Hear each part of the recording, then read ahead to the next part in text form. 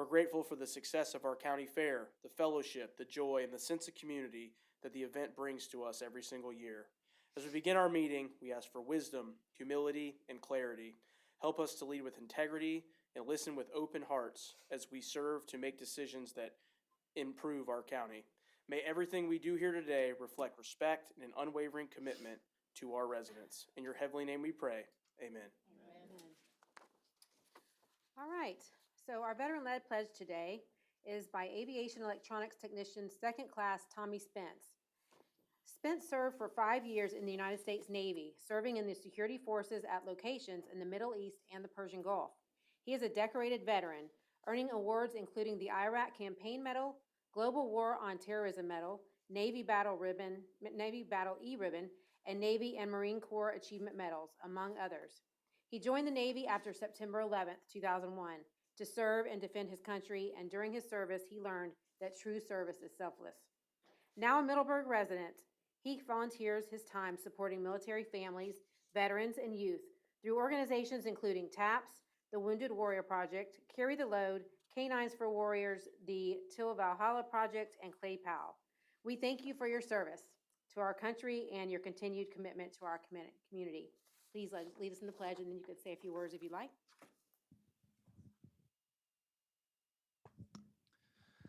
I pledge allegiance to the flag of the United States of America and to the republic for which it stands, one nation, under God, indivisible, with liberty and justice for all. So they told me that I could speak for a few minutes about whatever I wanted. And, well, actually, I just want to say a prayer for you guys. And I was highly impressed. That was a beautiful prayer. And so thank you for doing that. We need more of that in this country. But if you would, just bow your heads as I go to the Heavenly Father to pray for all of you that brought me here. Heavenly Father, we thank you for this day, and we know that every day is a blessing and opportunity to serve and to glorify you, Lord. And as we assemble here, I ask that you just watch over the board and just guide their hearts and guide their minds and guide their decisions as they deliberate on the problems, and just help them in understanding that this is a service to the community. And in doing so, they can glorify you and serve you, Lord. And we ask that you just hold them in your hands and guide them, give them integrity and give them strength and to make good decisions, Lord. And we ask that you watch over this nation, these great United States, and we ask that you watch over all the people serving it here at home and abroad, and just bless their families that are making the sacrifice of them going and the sacrifice they're making to defend our country and the world. We pray all of this. As always, in all things, your will be done. In Jesus' mighty name we pray. Amen. Wow, thank you so much. Absolutely. Thank you. Thank you for having me.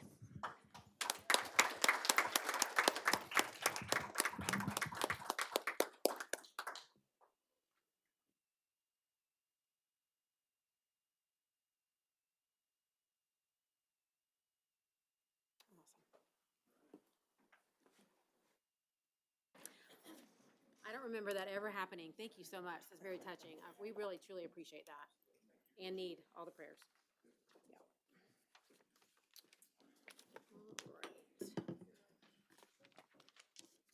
All right. Call to order the Board of County Commissioners meeting for April 14th, 2026.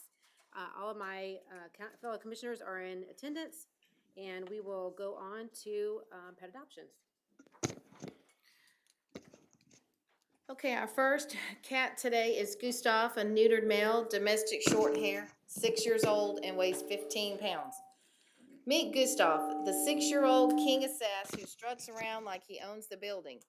Because in his mind, he absolutely does. He's a bold boy with big opinions, a dramatic stare, and a don't mess with me vibe that lasts right up until he decides he needs cuddles. Then suddenly, he's melting into your lap like a furry puddle of secrets. Bring Gustav home, and we'll get a hilarious mix of confidence, charm, and undercover snuggle addiction. Just don't tell him I told you. Next, we have Tadpole, spayed female, mixed breed, 5 years old and weighs 54 pounds. Meet Tadpole, the 5-year-old girl who treats life like a nonstop adventure and refuses to sit still unless snacks are involved. She's always on the move, always smiling, and always ready to rally her fur friends for a yard party. Bonus points if there's a pool, because Tadpole believes splashing is a personality trait. This happy-go-lucky girl brings sunshine wherever she goes, And if you're looking for a companion who lives every day like it's the best day ever, Tadpole is your girl. Next, we have Tori, a spayed female, domestic short hair, year-old, and weighs 6 pounds. Meet Tori. If you bring this gal home, you're basically signing up for a built-in mood booster who thinks purring is a full-time job, a personal supervisor for all tasks, including, but not limited to, laundry, emails, and opening the fridge. A daily dose of sweetness from a cat who genuinely believes you're the best thing that's ever happened. She'll fill your life with warmth, laughter, and the kind of gentle companionship that makes even ordinary days feel softer. Next, we have Chip, a neutered male. He's heartworm negative. It's a mixed breed, 5 months old and weighs 22 pounds. Meet Chip, the 5-month-old puppy who's still figuring out life, one adorable army crawl at a time. He's a shy little guy with a soft heart, slowly building his confidence, but absolutely committed to dramatic floor wiggling as a valid form of transportation. Once he trusts you and you share a snack or two, Chip becomes the sweetest buddy who will stick by your side like you're his favorite person on the planet.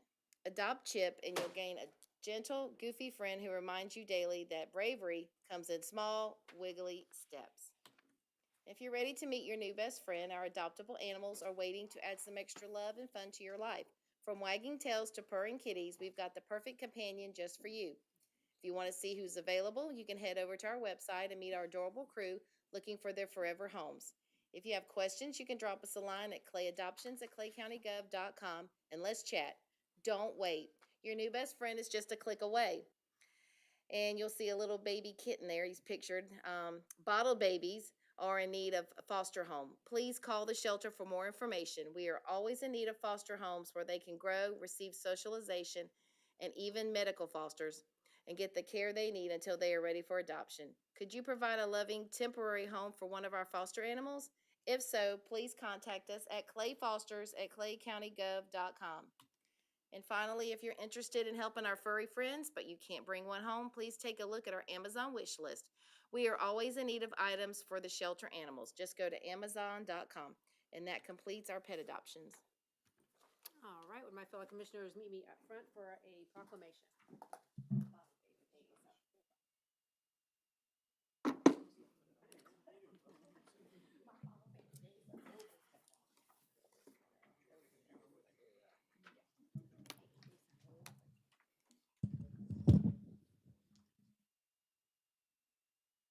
Mm-hmm. All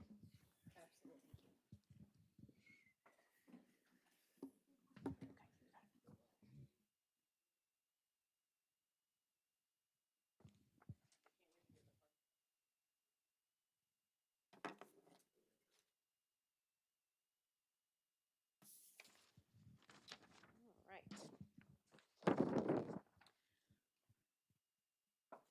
Water Conservation Month is recognized each April during Florida's dry season, which runs from March through June.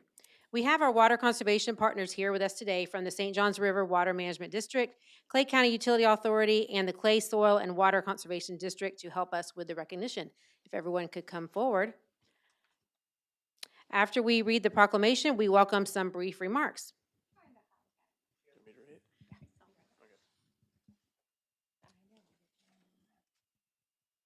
All right, the proclamation reads, whereas Florida contains one of the nation's largest and most vital freshwater aquifers, the Floridian Aquifer, which supplies drinking water to millions and supports the state's agricultural, industrial, and ecological needs. And whereas Clay County and the rest of Florida rely heavily on the, I'm saying it wrong, Floridan, not Floridian, Floridan aquifer for water, and sustaining this vital resource requires responsible stewardship and careful management. And whereas excessive and wasteful water can lead to detrimental consequences, such as lowered water levels, saltwater intrusion, and reduced availability of water for future generations. And whereas irrigation typically accounts for the largest share of water use during this 28th year of Water Conservation Month. The focus is on installing and maintaining rain shutoff devices on irrigation systems to improve efficiency, prevent unnecessary watering, reduce waste, and make better use of rainfall. And whereas Clay County joins the state of Florida, the St. Johns River Management District, the Clay Soil and Water Conservation District, and the Clay County Utility Authority in recognizing April as Water Conservation Month to educate residents about saving water during this typically dry, high demand period. Now, therefore, be it resolved that the Board of County Commissioners, Clay County, Florida, does hereby proclaim April 2026 as Water Conservation Month in Clay County and calls upon all residents and businesses to help protect the aquifer and our shared water resources by practicing water-saving measures, such as ensuring that outdoor irrigation systems operate efficiently by using properly functioning rain shutoff devices. Duly adopted by the Board of County Commissioners, Clay County, Florida, this 14th day of April, 2026. Do I have a motion? And a second. All in favor say aye. Aye. It's officially in the record. Congratulations. Thank you. All right, and we'll start over here with Mr. Conkey. If y'all want to introduce yourself and whatever you'd like to say. Okay, but you're limited for 2 minutes. I'm limited by daylight. Is that what I heard? Well, I want to thank you, fellow commissioners, for your wonderful support. This is the 28th year that we've done this, which means the state takes water conservation seriously. We're growing, and funny, we're surrounded by water, and yet we are experiencing a drought. Droughts that happen historically, and this one is a generational type of drought. With that, one of the themes of this is the rain shutoff device. And interestingly, people don't probably know that since May of '91, a rain shutoff device is required by law to be installed with automatic irrigation systems. And as you know, Clay County, as most counties, are growing and lots of homes are being installed. So I'm going with the over-under that only about 30% are working because they're either not being installed correctly or after just a couple years, they're not being maintained. So now they're not working. So an army of devices that would prevent people from watering, and you're driving through the neighborhood going, oh, look, they're watering while it's raining because the device isn't working. Something that's simple, installed by a contractor, we want to make sure these devices work. It's a force multiplier, and that's an interesting theme. With that, we also have if you haven't noticed, it's been kind of nice, but it's been nice for a long time. We haven't had hurricanes, knock on wood, we're all happy dancing, but hurricanes do provide one thing, and that is a huge recharge to the aquifers. The aquifers right now are starting to look like our ponds in the golf course. As a golfer, that may be a good thing because the water's low, but as people that need the water, that's not a good thing. And our board had a meeting today, and it's still pretty drastic. Northeast Florida is suffering tremendously. So in this phase 2 modified severe water shortage, there are certain things. Obviously, irrigation is essential. Now, irrigation is limited to 1 day. Normally, when time changed, you get that second day. We're holding everybody at just 1 day. So when you see somebody watering and they shouldn't, obviously we don't want to, I'm a big code enforcement kind of person, and I don't want to put that all on the county's code. You can go to our website, and we have this little handy, you just put their address in, and they will get a nice letter reminding them that we got eyes on you and we're watching you. Let's do things right. We're also asking that, and I see it today, as you drive around, sod, people are putting down new sod. Hold off on anything major, putting down sod or major landscape, because that uses a lot of water. Kind of hold off on those. We have preempted HOAs, and we have a lot of HOAs in this county, myself included, and I got a love letter from them, and I quickly educated them. They are preempted from requiring people to pressure wash their homes and driveways for aesthetic purposes. So they are preempted. And I might preempt them in other things and they just play the game, but that's another thing. But so when you wake up and you're having that morning coffee and you look out and you go, oh, the road's wet, we must have got some rain. No, that's probably a good clue your irrigation system's not working properly. Or why is my yard wet? Well, that's another clue you have a leak. And irrigation, 50% of our irrigation is where our water is going outside the house. So check your irrigation systems, because right now, with what little we want you to use, make sure you use it effectively. If you hear that, I gotta go turn my rain gauge off right now. off, Turn it on. yeah. or understand the box.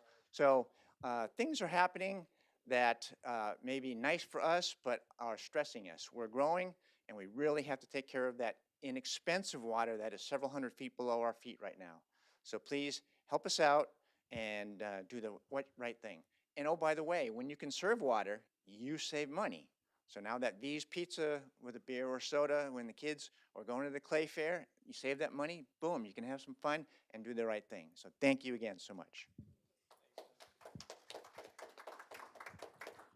On behalf of the CCUA Board of Supervisors and the entire CCUA team, thank you for the opportunity, the invitation to come and participate in this proclamation.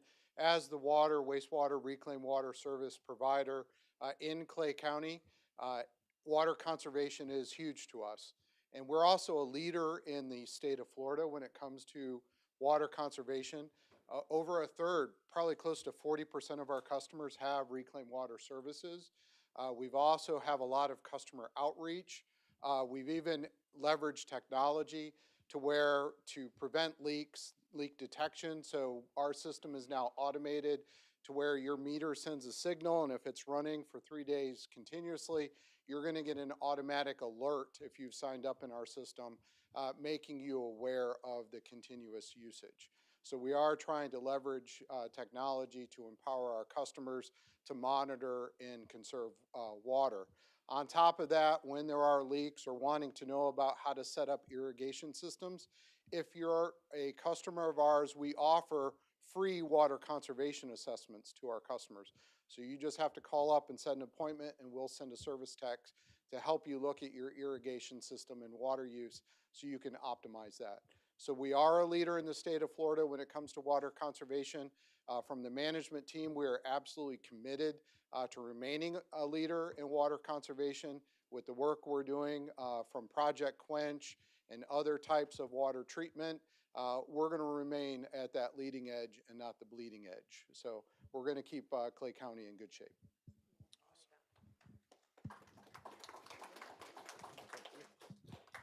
Well, first of all, I'd like to recognize West has been serving in the Water and Sewer Boards for 22 years now. This will probably be his last term because now we have term limits, but he's been very active in it. We have been very supportive. I think anybody came to the fair, we had a nice booth out there. We basically handed out all kind of trinkets, I think they call it, but we had a good time. We also, this past weekend, or this past Tuesday, when is it, Tuesday or Wednesday? Yesterday, I was with an environmental engineer out of St. Johns County, and we went into Doctor's Lake, and she tested some of the water in Doctor's Lake, and even down to Spring and the Spring Creek back in there. And actually, she thought our water was in very good shape. So for swimming, now she didn't say so much for drinking, but if you wanted to water ski in it, she thought it was in very good shape. And I'm going to turn this over to Wes for 22 years of service. They want to go. Hey, Doug, the Water Management District used to have a program to cap artesian wells. You know, errant artesian wells, do they still have that program? Where, so you might want to talk to that to educate the public.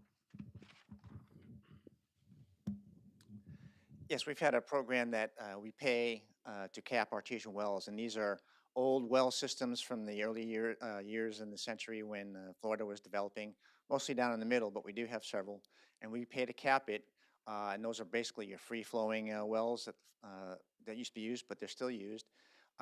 This last month, we capped 19, basically saving 2 million gallons a day. Since November of 20, we have capped close to 300, saving 200 million gallons a day of water.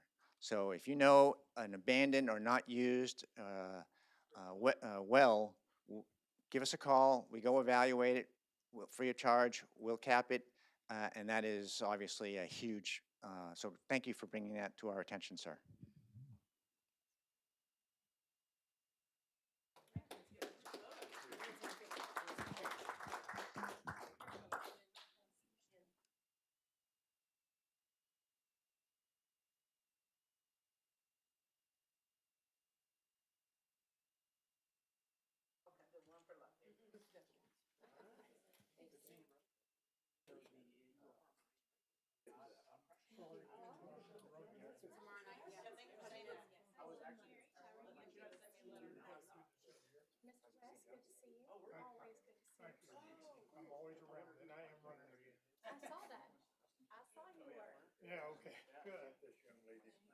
Congratulations for all those terms of service. Okay. I'm a forward Probably guy, cool.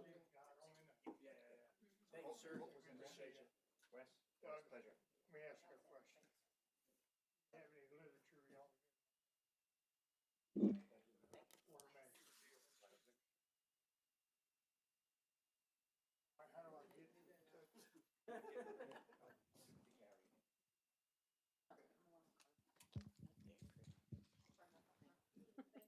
Well done, sir, well done.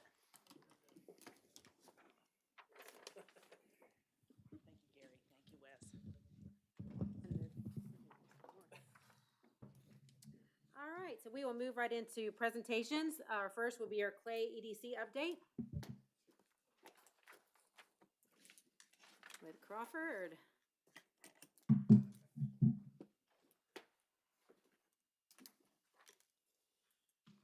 That was quick. I was waiting on the other stuff. Sorry. So, good afternoon, Commissioners. Thank you for the opportunity to come and present tonight. Just a brief update. Also, I will be followed by Mr. Andre Wallace with Jack's USA on what he's seeing on the regional level, just to kind of give you a broader perspective than just Clay. Initially, I want to give you an update on the two largest projects that we're all really familiar with, which are Niagara Water Bottling and then IKO Roofing Materials. Just as an update, Niagara is putting in their 7th production line now that is now starting to be operational. They continue to add employees to support their operational system, but I just wanted to make you aware. And their capital investment to date that we were given from them is about $325 million into Clay County.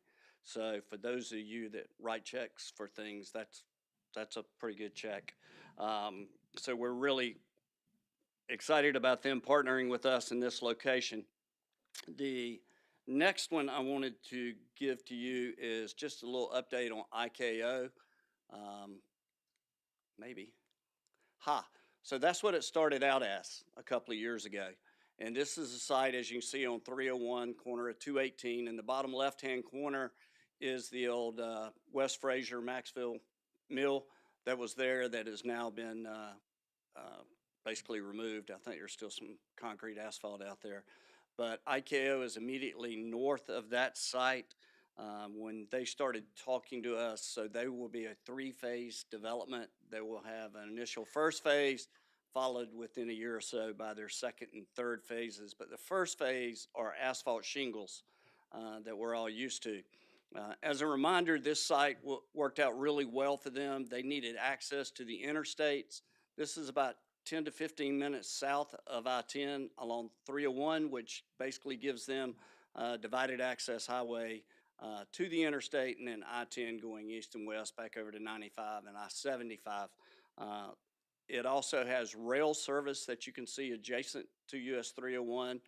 Also, it has a high-pressure gas line that was very important to them. Their commitment initially was about $250 million, $275 million into the county. They are now through their phase 1. You should be getting information on a ribbon cutting for them later in April, maybe June. But they are moving toward being operational for this phase. And if my arrow's pressed right, that's what it looks like today, guys. That's $250 million of capital investment in Clay County.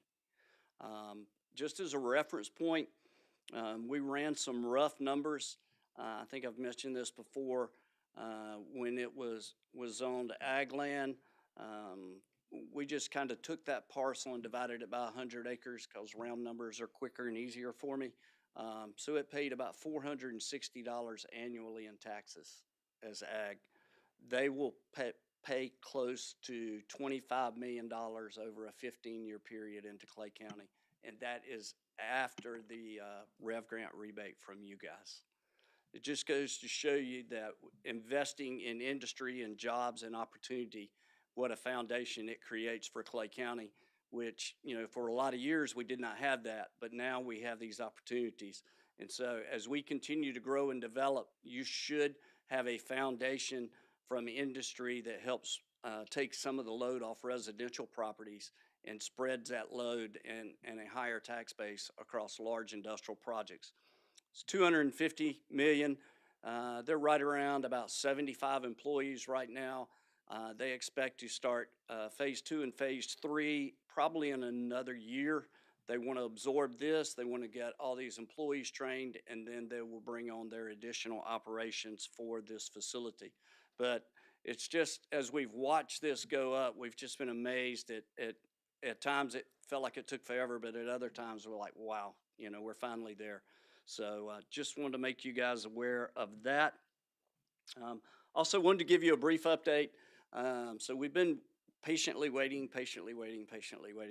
Peters Creek Industrial, we had thought that would probably be announced back in Q4 of last year. We're now being told I's are dotting, T's are crossed. Should be Q3 of this year, but the company is already marketing the site to national industry that are looking for locations in the Southeast. So we're excited about that coming along. Rookery Industrial, which is just south of the Rookery Residential Development on 15A. It has been cleared and graded. If you have not been out there, just ride by one afternoon when you get a chance. It's amazing to be able to look at it and see the difference it is. They've mitigated around the wetlands on it, and they are also creating master plan storage for water retention. We think that will be about another 6 months before it's fully announced, but we are actively marketing that project. They do have a letter of intent for a group that would take the front, sorry, I don't have pretty pictures, that would take the front 30 acres. That group is looking at flex warehousing space. They would build 3 buildings that are roughly 100,000 square feet apiece, and then they would sublease space within those sites. They will square down to about 20 or 22,000 square feet, just to give you an idea of what's coming on the horizon. Spencer Industrial is still being cited. That's obviously where IKO is for projects that are looking for large, heavy industrial sites. Challenger, we're still trying to market that for companies looking to be along the expressway. And then the other thing I wanted to mention was Keystone Heights Airport. We are actively marketing a 100-acre site that we are working with the airport authority on out there. The FAA requires some extensive environmental assessment testing before you can develop a site within the FAA oversight parameters. Again, as a reference point, we took about 2 years and about $250,000 to do the environmental assessment in association with the airport. So we are definitely trying to market that 100 acres in conjunction with the airport, just to make you aware of that. The other big thing is we are really excited. Tomorrow is the 10th annual First Coast Expressway Summit. Can somebody say hallelujah? So the expressway is now open predominantly through Clay County. Yes, it stops at 17, but throw a big rock and we're almost there all the way through Clay County. So we will, tomorrow is really going to be kind of a cakes and cheers and coffee and that sort of thing. It's going to be balloons. It's going to be excitement. There's a lot of energy and effort, as you guys are well aware, that went into making sure this happened. We were able to get some list of a transportation committee that the county was kind of an ad hoc committee from about 25 years ago. And some of those people that were on that committee really helped push when the expressway needed some funding from the state. It needed some local support. It needed some decisions to be made. So we've got about 15 or 20 people from that ad hoc committee and people that were engaged in it back when it was a conversation. And we want to honor them and recognize their vision and their leadership in that, as well as you guys for your continued leadership in that area. I do have a trick question. What decade, I'll make it easier for you, what decade do you think First Coast Expressway was initially kind of, hey, what if, why, what would it look like if? trivia question. It's in the minutes for Reinhold Corporation from 1978. But it just happened, you know, you just moved dirt and you put a road in and all that kind of stuff. But that's going to be part of the conversation tomorrow. It was in minutes from the 70s. There's a newspaper article that said it was actually a conversation back in the 50s. That's the 1950s, by the way, for some of y'all a little bit younger. But part of the conversation is going to be tomorrow is vision and leadership and commitment to making something like this happen. As you all are well aware, these things don't just happen. And look, it's taken a generation, almost 2 generations for this to happen. But wow, what a difference it's made to the community. So tomorrow's going to be, it's going to be a celebration that is happening. It's also going to be a thank you to the leadership and commitment for those that helped get it going. So thank you. Any Thank you. questions? Oh, by the way, we look forward to seeing you guys tomorrow too, so thank you. JB has a question. Yeah, back up to IKO, the expansion. I know they make roll roofing and shingles. The expansion is more the same or any new products? So, okay, it's new products. So the existing facility will make shingles, asphalt shingles like we all use on our houses predominantly. The next phase will be the rolled underlayment, and I always say it's polyethylene, but that's probably not the technical term, but it's the rolled underlayment that goes under the shingles to act as a water barrier on that. It's called tar paper? Not anymore, it's not, what but it's called. it used to be. And then the third phase, and I might have phase 1, phase 2, phase 3, back and forth. The third phase is it's typically a commercial roofing product. Think of a sheet of plywood, 4x8, and it's the compressed insulation that typically you see on metal roofs where you would have your cross beams, then you would have that insulation board go down, then you would have the laminate, and then you would have the roofing on typically a metal commercial type building. So those are the different products. They have talked about a fourth product. They haven't really told me what that might be, but I would think something still in that roofing line. And I can attest to the clamoring and conversations about the entrance to the back gate of Cecil back in 75, 76. It's coming any day now. And here it is. Because we always had to go into Duval to get to Cecil. We Yeah. were looking for a way from Clay Yeah. to Cecil. You know, a lot of people, you just don't realize how long some things take, especially when they're of the magnitude of the First Coast Expressway. It's like the bigger they are, the bigger vision. I remember having a conversation about F-35s at an air base in 2013, and they got announced 6 months ago going into this particular base, and everybody's like, oh, that's great. You know, it's like it just happened, you know, but we had that conversation, 10 plus years ago. One last thing, on Saturday, we cut the ribbon on F-35As out at the Florida Air National Guard. And Congressman Rutherford said, talking about the FAA and doing environmental assessments, he said that environmental assessment to bring the F-35A there started in 2007. So it took 20 years for the big machine to produce, to get it authorized and produce those aircraft. I will tell you that the engineering group that the airport uses is primarily a airport engineering group nationally, and they were able to, I missed the terminology, it was much smaller scope than I'm sure what Cecil had to go through. And I don't know what they call it, but it was probably 1/20th of the amount of pages that a full EA would have taken. So, thank you guys so much. Are there any other questions, Madam Chair? Thank you so much. Oh, Thank you. never mind. Do you have Just one? one. Oh, I'm sorry. Crawford, you brought up that Niagara is expanding to a 7th production line. Do we know if that one's also water? I'm sure it'll use water, but I don't think it's just water. I think they've added some of their other products in there.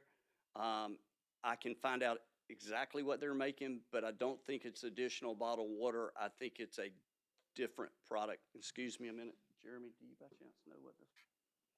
I didn't know if some of your guys might have had conversations with them. A great answer. I will find that out. I do not know, I'm 99% sure it's not additional bottled water. It's a different product line. Okay, But I will find that out for you. sure. I'm sure they use water, but it's not water. Or water, Yes. right. Okay. And I think you know why I'm asking that question, but, so my follow-up was, do we have a tally on the number of employees they currently employ? The last one I heard was 176. Okay. Have they published average wage? I do not have that on me, but yes, that is part of the reporting that we provide back to the county and to the state. So I can get you that number. I do not know it off my head. Okay, and then my last question, you were talking about Challenger, which is nearby, Right. right? And trying to attract companies that are wanting to be along the expressway. Do we have an idea as to what they're looking for? Because as your latter point, we already have the expressway, so what are they looking for? So typically, they're looking at the same thing everybody else is. They're looking for sites that meet their requirements, that they're not mitigations to the sites that have to be made. They're not wetlands issues that had to be addressed. The soil studies, the geotech come back positive to support the weight of the facility they're putting on it. But that site has access to the expressway. It has the infrastructure there as far as the water and sewer. It has the capacity as far as electricity from Clay Electric. So to answer that 100%, I can't tell you what seems to be the holdup on that, but we keep putting it in play. So, Thank you. Madam Chair, this question may be for Andre. I don't know whether he's intended to come up here, but I'm sure it is, sir. he is. We attended the Coke 250 celebration. A couple of us attended the Coke 250 celebration, and I was just blown out of the saddle concerning the product lines and the breadth of products they produce there and where they distribute those products to. Some of the products go all the way to California, so out of Jacksonville. So I was amazed at that. I never knew that plant was even there. So it's kind of hidden in Jacksonville. It's employs a lot of people, produces a lot of good product that we all use. So, Yep. Thank you. Good deal. Thank you. Thank you, Crawford. Thank you.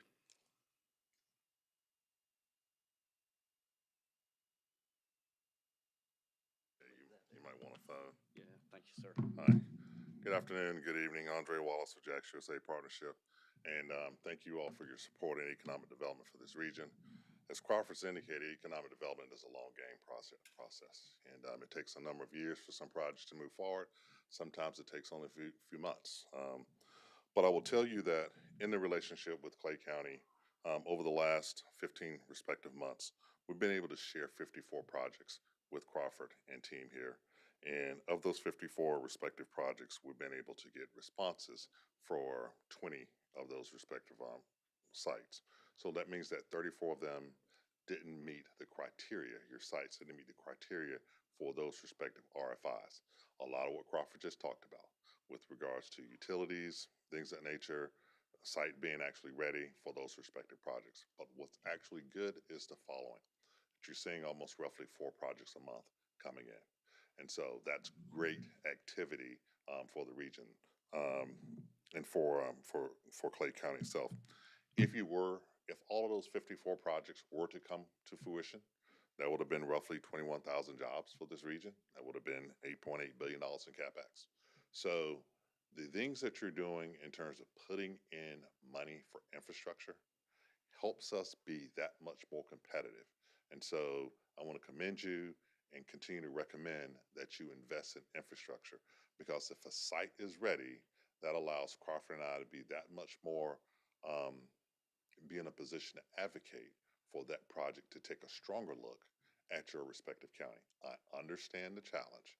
A lot of people that live in Clay County leave Clay County to go to work, and you want to reverse that commute have them work within Clay County. We're here to help you do that, and that is one of the reasons why we keep referring projects. And I'm glad to hear about Reynolds Park and all the other respective industrial sites that are beginning to come online. I had a conversation in 2019 with Clay County, and it was a very good conversation. It doesn't matter if you've got land. What matters is if you've got utilities. If you have utilities, infrastructure, then you can compete. If not, you're non-competitive. Don't shoot the messenger. Thank you. Any questions I can take? Anybody? Yep, go ahead. Yes, sir. Hey, Andre, thanks for coming. It's always good to see you. Quick Yes, sir. question. Not necessarily just here in Clay County, but regionally in Northeast Florida, Mhm. there's been a lot of economic talks and workforce development talks about AI. What are your thoughts on, are we starting to see some of those jobs be replaced? I mean, locally, or, what's the outlook on that? I think what you're gonna see in the advanced manufacturing advanced manufacturing industry, of those 54 projects I just talked to you about, 43 of them were advanced manufacturing projects. So what you're gonna see is much more robotics, much more artificial intelligence in those respective jobs. So that doesn't mean that an individual is going to be displaced.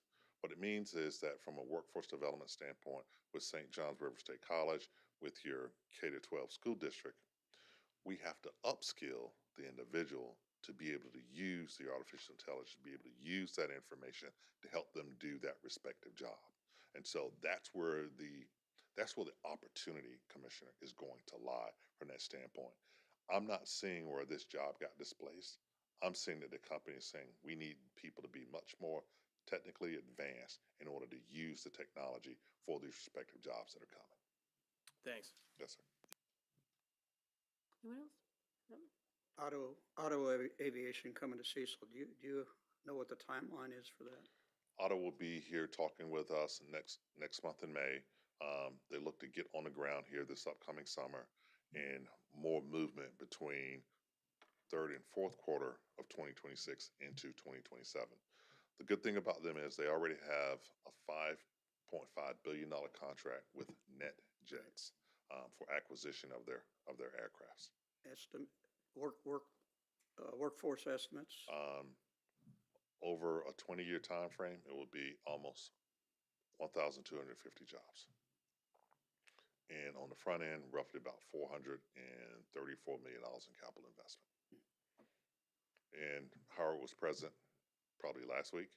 I made a presentation before the Jacksonville Aviation Authority. If it were not for Boeing vacating the current hangar that Otto was moving into, we would not have won that respective project. But if it were not for the partnership of Jax USA working with the Aviation Authority and being able to convince Boeing in 2019 that they needed to expand and build another hangar. They needed the new hangar. That they needed to do the hangar, we wouldn't be in the position that we were in 2025 to be able to land Otto in this region itself. So again, 2019 allowed us to get to 2025 to land Otto and also help Boeing expand in this region itself. All great employers for this region. Very Thank you. nice. Great. Thank you very much, ma'am. Thank you, Andre. Thank you. Take care. All right, we will move on to the TPO lighting study with Richard. Good afternoon, Richard Smith, County Engineer. I'm here to introduce our development team, design team, Terry Shaw from Kimley Horn. And he's going to present the lighting study and a Russell Road capacity study. These studies were requested by the Board of Commissioners and performed at the expense of and direction of the North Florida Transportation Planning Organization. So Terry's here, and we also have Marcy here from the TPO. So. Thank you. Terry Shaw, Kimley Horn. Very pleased to be here to present to you today and just provide a summary of these two task work order projects that we were given by the TPO. And I'm not familiar with the text, so let me see if I get it the right direction here. There we go. Okay. So this first project that we were charged with evaluating where lighting is needed at critical locations on the countywide roadway network. And then a secondary purpose was to provide some generalized costs that staff can use when getting requests for lighting at different intersection and different opportunities. So the region that this project is needed is there were 10 fatal crashes on county roads in the last 5 years, the period ending December 31st, 2025. And that was about 47% of all fatalities that occurred in conditions that were identified by the officer as dark, not lighted. And when we actually reviewed those reports, a few of those, there was some lighting that was provided, but it was still, the officer determined that it was a contributing factor. And it's also a factor in about 15% of all the crashes that occur on the countywide network. One of the things that we did as part of the evaluation was we used, there were new criteria that were adopted in the statewide guidelines. We call it the Florida Green Book, but the minimum design criteria for streets and highways on county roadways. We use those criteria in addition to what's already included in the Land Development Procedure Manual, and it adds some additional requirements in the analysis, particularly when pedestrians occur in an intersection. But we've evaluated major intersections, and we used an economic factor to determine, based on the crash history and a reduction of crashes that we can anticipate when lighting improvements or new lighting is added, to identify 5 key locations that are priorities for intersections on the county-only network, and then prepared concept plans and cost estimates for each of those. We also looked at, from a corridor standpoint, where future lighting should be included in the projects on a similar basis. And this is the table of the generalized cost of what it takes to put lighting in to meet the current standards.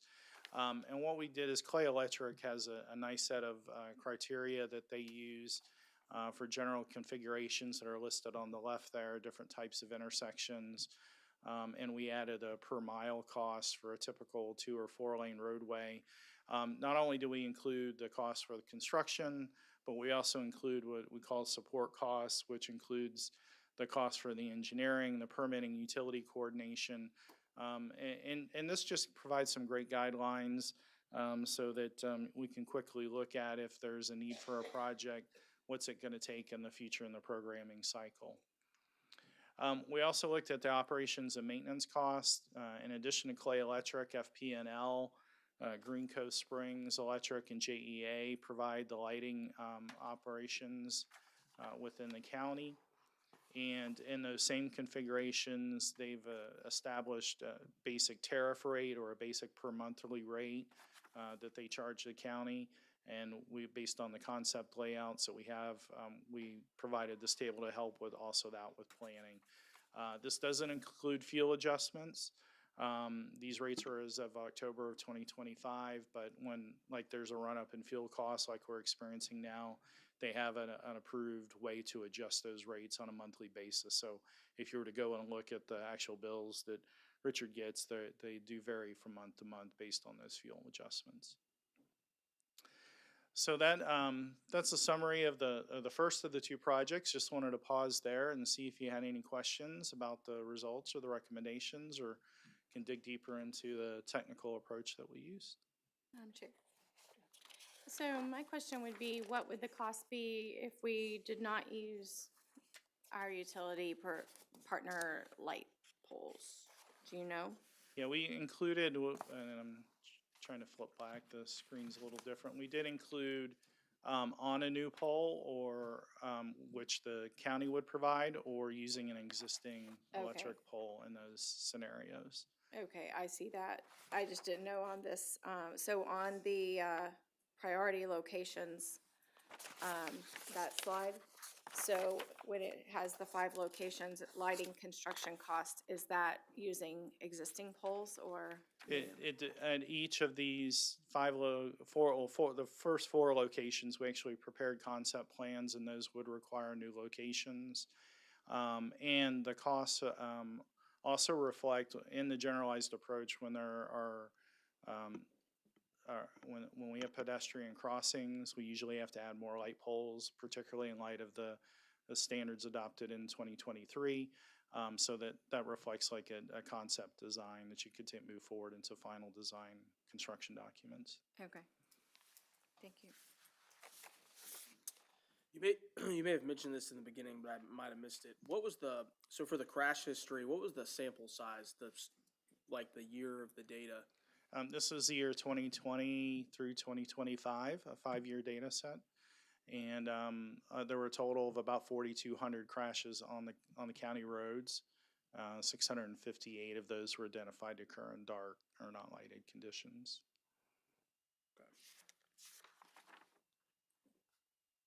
This is a random question, but I mean, I think you do this a lot more than we do. Have you ever seen any creative funding sources for lighting other than just the local government funding it?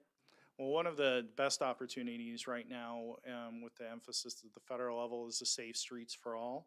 And because we use the safety-based approach in our justification analysis here, and there's actually a notice of funding opportunity open right now for projects. So these would be great candidates for the Safe Streets for All program.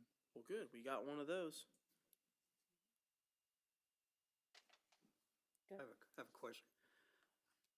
When we say it's not lit, and then we say it's lit, is there a distinction between an intersection lit and a straight-ahead roadway lit? You know, I was part of a project at FSCJ where Department of Education had very stringent candle power requirements in a parking lot.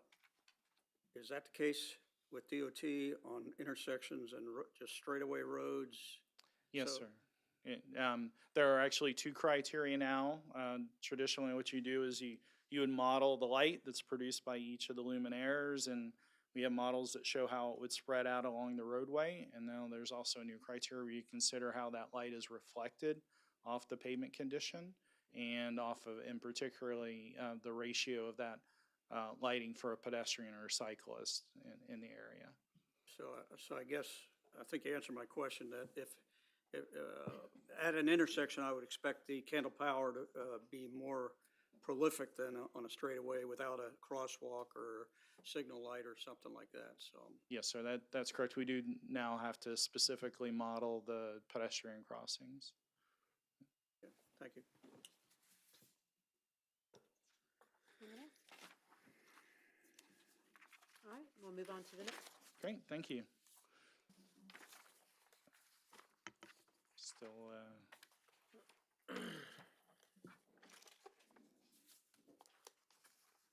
okay, I can see it on the screen behind you.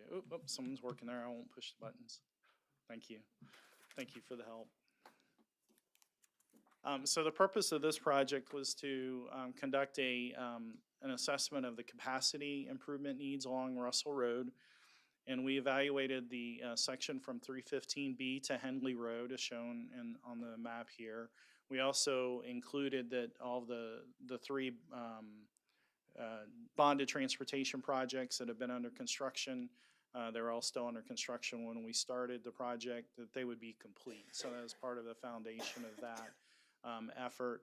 And it was an exciting project. It's a long corridor, but we always start with safety. Safety is number 1 priority.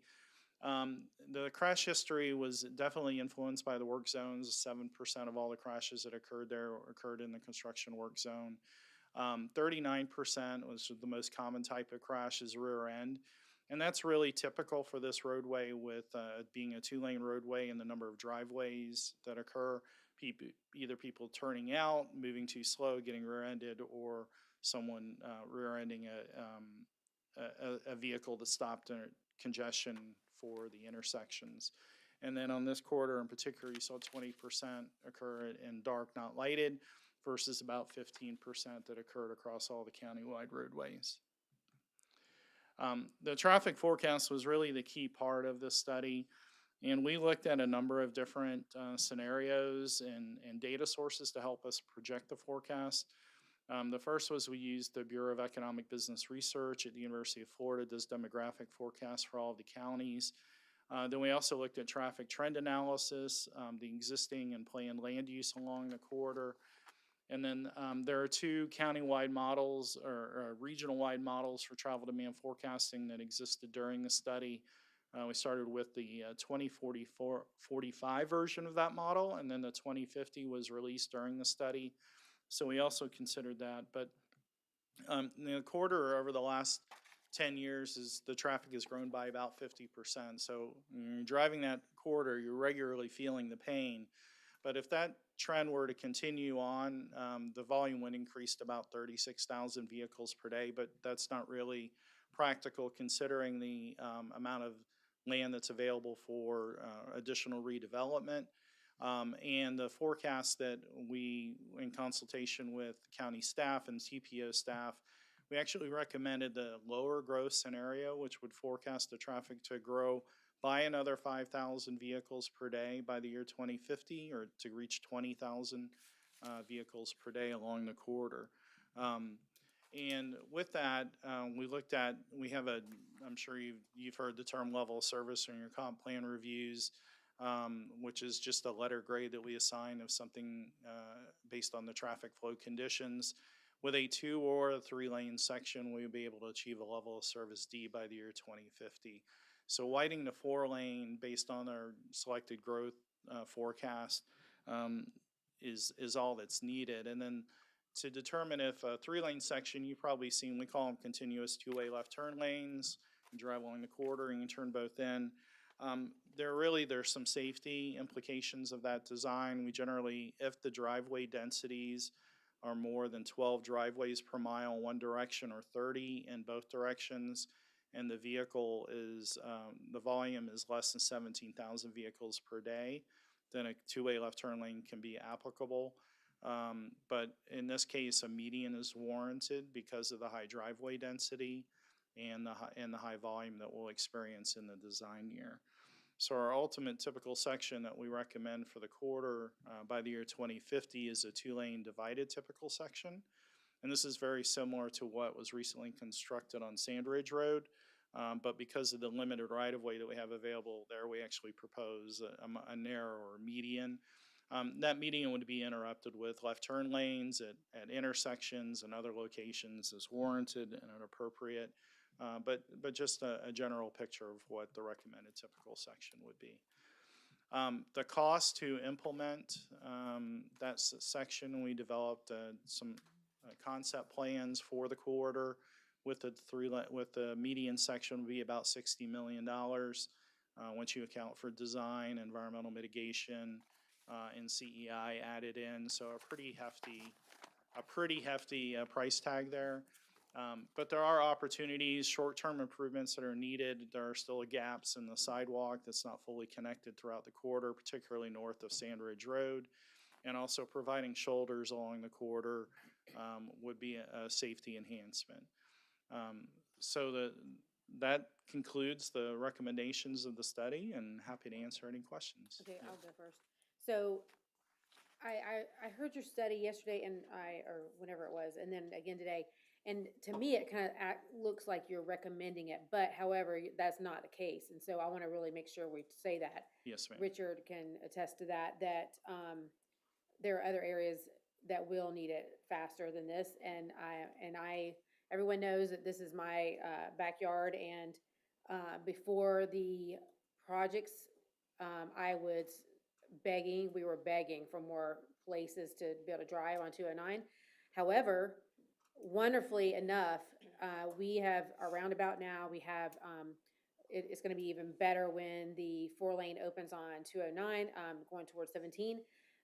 But traffic is flowing amazing, and I have to give so much, appreciation and praise to Richard and all the staff and everyone that was involved with that, with the design.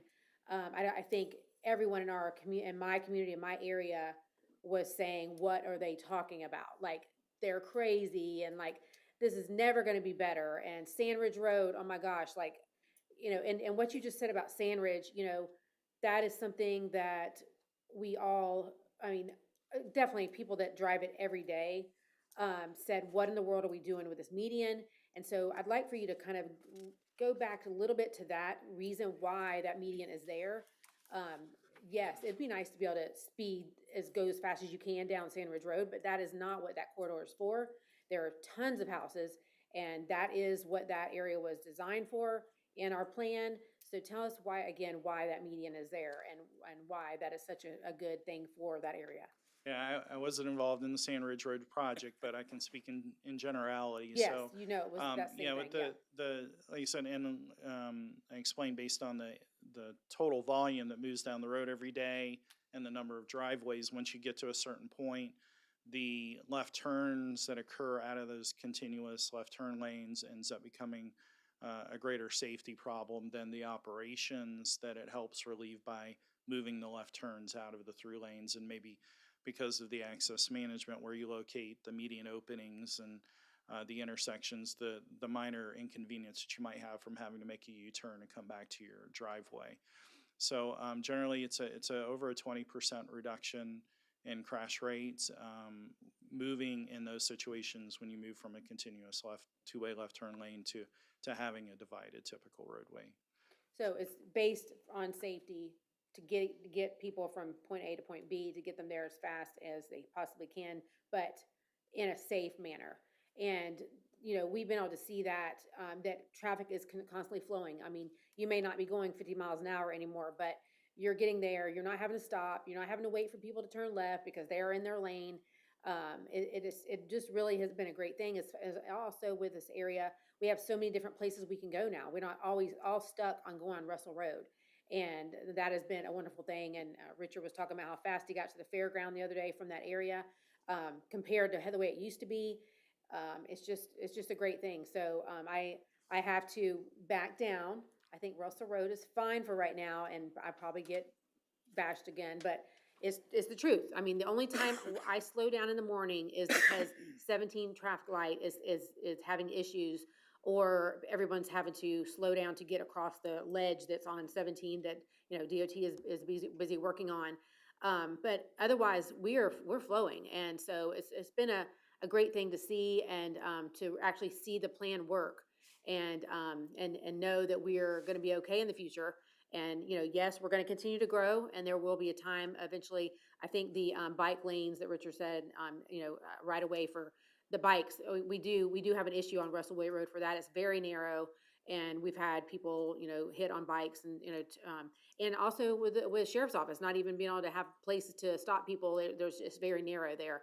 So, but I have seen them stopping people, so that's been a good thing actually out there, because we need them to slow down for that roundabout. So, but thank you. Who else had a question for him? Anybody? Yes. Just a footnote, 61 million in 2025 dollars. Yes, sir, Or always. 2026 Yes, not year of expenditure dollars. So, yeah, we've definitely felt that pain. Yes, and this was one that, you know, on our TPO list, and so that was another reason why we did the study. So thank you, Marcy, for being here too, also from TPO. Anyone else? Thank you very much. Very good, thank you.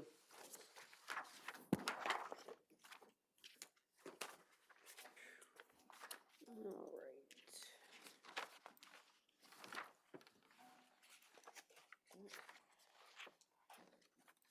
All right, we'll move on to our 5 o'clock time certains.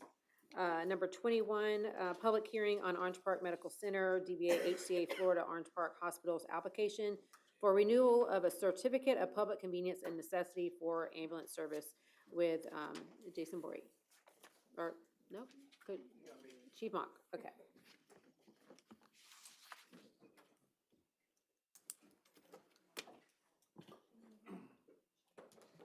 Hopefully it took longer for me to get up here than it is for the action that's required, so. But I'll read the statements. The Clay County Ordinance Code establishes standards for issuing certificates of public convenience and necessity, known as COPCNs. Consistent with those standards, on February 20th of 2026, the Fire Rescue Department received a renewal application from HCA Florida Orange Park Hospital, requesting the renewal of their Class D certificate for emergency medical care and/or transportation or non-emergency transportation within Clay County. Their previous COPCN was issued on April 23rd of 2024. The ordinance requires that the fire chief analyze the application in order to determine, 1, the public need for the proposed service in the geographical area requested, and 2, other pertinent facts which the Fire Rescue Department deems relevant in determining the fitness of the applicant to receive the certificate. Additionally, requires that a copy of the application was transmitted to each municipality in the county, as well as the county's medical director and the county's Office of Management and Budget. All were requested to furnish recommendations or comments in writing or in person at today's public hearing so that they can be part of your deliberations. To date, we've not received any comments from other municipalities, and both the county medical director and the Office of Management and Budget reviewed the application and provided their approval. Finally, Clay County Fire Rescue has found that it is in the best interest of the county for the board to grant the requested COPCN renewal. Today's public hearing provides the applicant, Clay County Fire Rescue, the county's medical director, and all certificate holders, and each municipality to appear, be heard, be represented by counsel, present witnesses and evidence, cross-examine those witnesses, and present arguments regarding the application.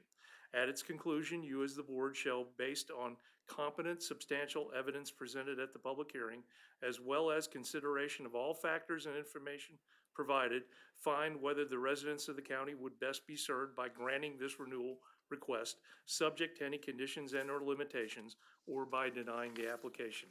It's back to you, Madam Chair. All right. And I will open a public hearing. Anyone? Close the public hearing, bring it back to the board. I would point out that the applicant with Chad Patrick is here on behalf of HCA, so if you had any direct questions, he's here to answer or address them. If not, I'll take a motion. Move approval. Second motion. Motion and a second. All those in favor say aye. Aye. Any opposed say. Okay, 5-0. Thank you. And 22. Public hearing on the adoption of an ordinance amending Article 8, illicit discharge of Chapter 19 of the Clay County Code, Water and Wastewater Management with Richard Smith.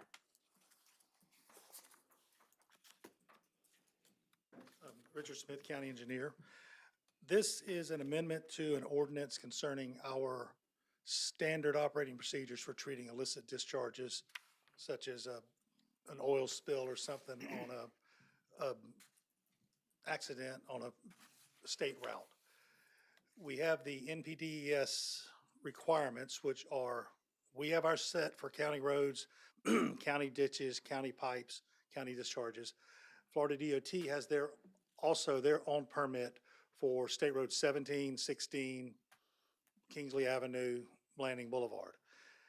They have asked us, they were audited, and one of the issues that came up with shortfall was they rely on Clay County to provide the illicit discharge direction for a spill, say an accident on State Road 16. And they're asking our ordinance to be amended to move into the incorporated areas in case the accident happened in the city limits of Green Cove or Keystone, town of Orange Park, or town of Penny Farms. So I'm gonna turn that over to the county attorney for further explanation, whether that's legal, Nope, I think you hit it. so. All right. I'll open the public hearing. Anyone wish to speak? Close public hearing, bring it back to the board for a motion or discussion.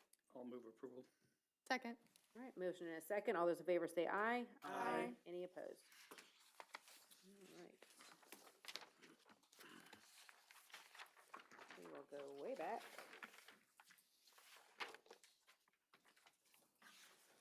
to our constitutional officers. Anyone like to speak? No, ma'am, I'm good, thank you. Okay. Anyone? Clerk's office? You sure? All right, and we'll move on to approval of minutes. We'll make a motion to approve the minutes for the Board of County Commissioner meeting for March 24th, 2026. I'll second the motion. All right, we have a motion and a second. All those in favor say aye. Aye. Any opposed? All right, we will move on to our first public comment. This portion of the agenda is designed to allow citizens an opportunity to bring matters to the attention of the board. At this time, the board will not engage in debate or answer questions. You may email askclay@claycountygov.com and staff will address your questions, or you may email your district commissioner. Public comment cards are conveniently placed at the meeting room entrance and should be submitted to the clerk on the far left of the dais. You are to limit your comments to 3 minutes. Before addressing the board, please state your name and address. Now I'd like to open the first public comment period at today's meeting. And I have, our first card is by Amy Fu, sorry. Good afternoon, Amy Fu. Address is 8681 Easton's Glen Terrace, Jacksonville, Florida, 32256. My name's Amy Fu. I am president and owner of Alpha Envirotech Consulting. We have participated at the county RFQ number 2526-004, professional services for Category 2, environmental services. Out of 13 participants, we were ranked number 4. Staff is recommending awarding to the top 3 ranked consultants for Category 2. My point is this: the top 3 consultants for Category 2 are all large businesses, but we are a small business, 100% from the community. So I am here to ask staff and the county commissioners to consider awarding more than 3 consultants for Category 2, like Category 5 and Category 7, to give small businesses like us a chance to prove ourselves to the county.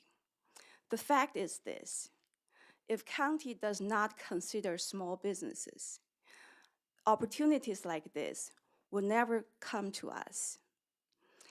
For example, the top 1 ranked environmental services, Kimley Horn, they report $2.8 billion in annual revenue. The number 2 and number 3, GAI, WGI, each have somewhere between 100 million to 500 million in annual revenue. So on the paper, You're fine, go ahead. You can keep going. going.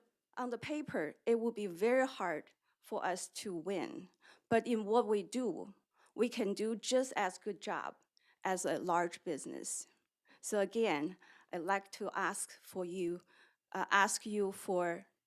to help us, to help small business like us. Give us a chance. Award more than 3 consultants for Category 2. Thank you. Thank you, Ms. Fu. Thank you. And now I have Helena Cormier.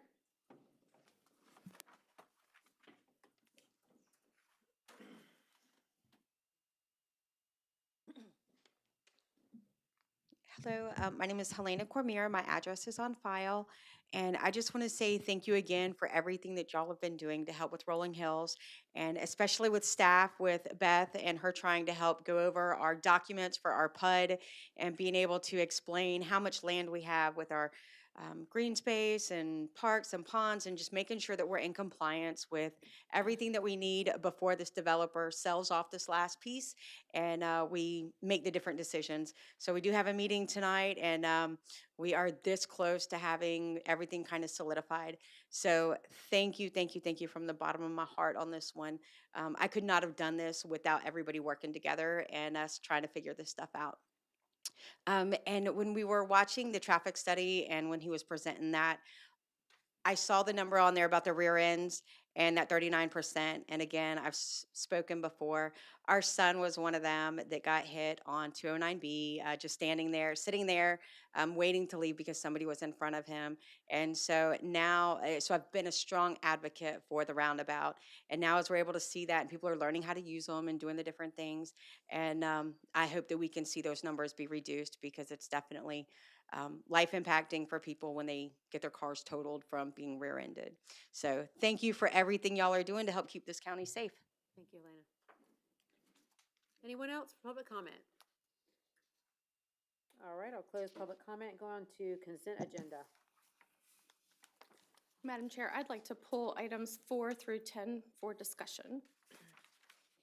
And on behalf of staff, we would like to pull and defer consideration of item number 13. Anyone else? Take a motion for all the other numbers. I'll make a motion to approve consent except for 4 through 10 and 13. Second. All right, I have a motion and a second. All those in favor say aye. Aye. Any opposed? All right, Mr. Condon? Okay, so I have some general comments on all items 4 through 10, and then if we, I guess, on specifics.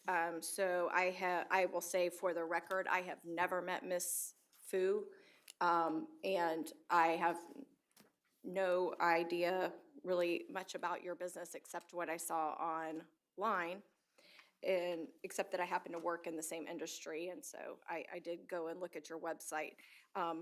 I work for none of the firms that were involved in any of this, and I never have. But I have written on my paper issues with our process, and the very first one is it benefits large firms. And the county manager can attest to that was my very first comment when I was briefed on these. So just generally on this RFQ, I thought it was way too large to be on a consent agenda. I also felt like it was way too much information to be briefed on 4 days before the meeting. I had a lot of questions, and I don't know if all the commissioners were able to read every page of every bit of the backup. I did, and it took a large part of my weekend, and it was a busy weekend with everything going on. But I felt like it was my responsibility, if we're gonna approve this kind of thing, to read all of the information that we were provided in the backup. This professional services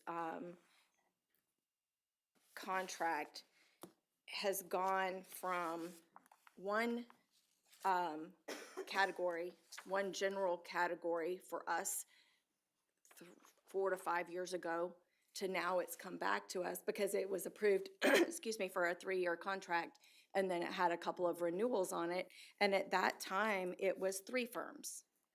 And now we changed, someone decided to change, and I understand we're not the first county to do this, but they put out an RFQ in 8 different categories. And so one of my first questions for staff was, what does this encompass?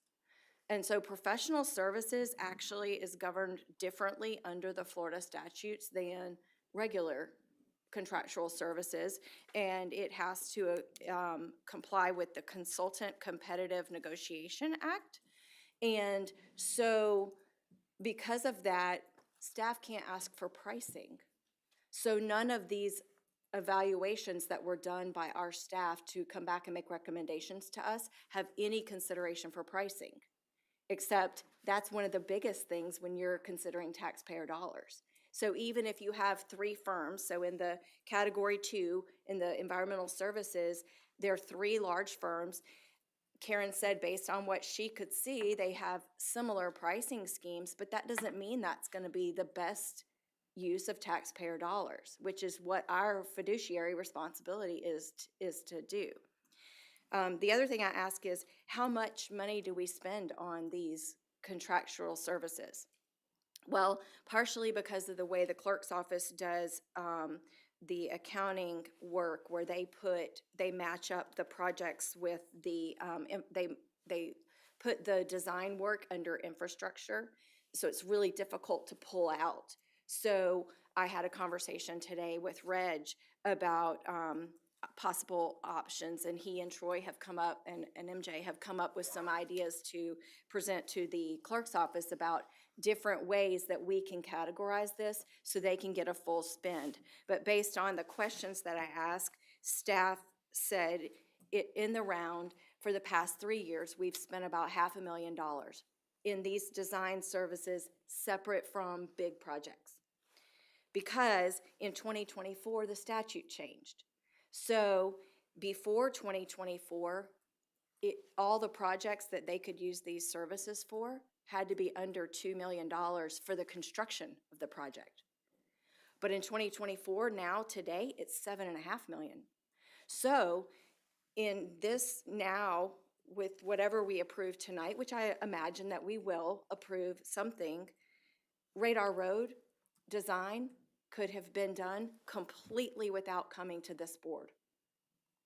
Because in the approval of these contracts, then the work is actually approved by work order, which by our policy, the county manager signs off on.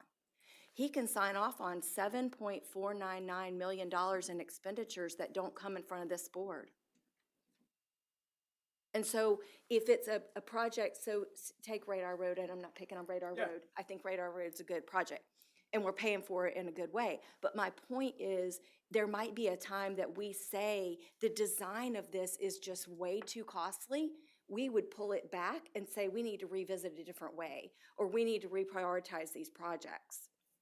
And my concern is that now with having 8 different categories, the spend of $500,000 in conjunction with now the projects can go up to $7.499 million, that the spending in this category is just going to be exponential.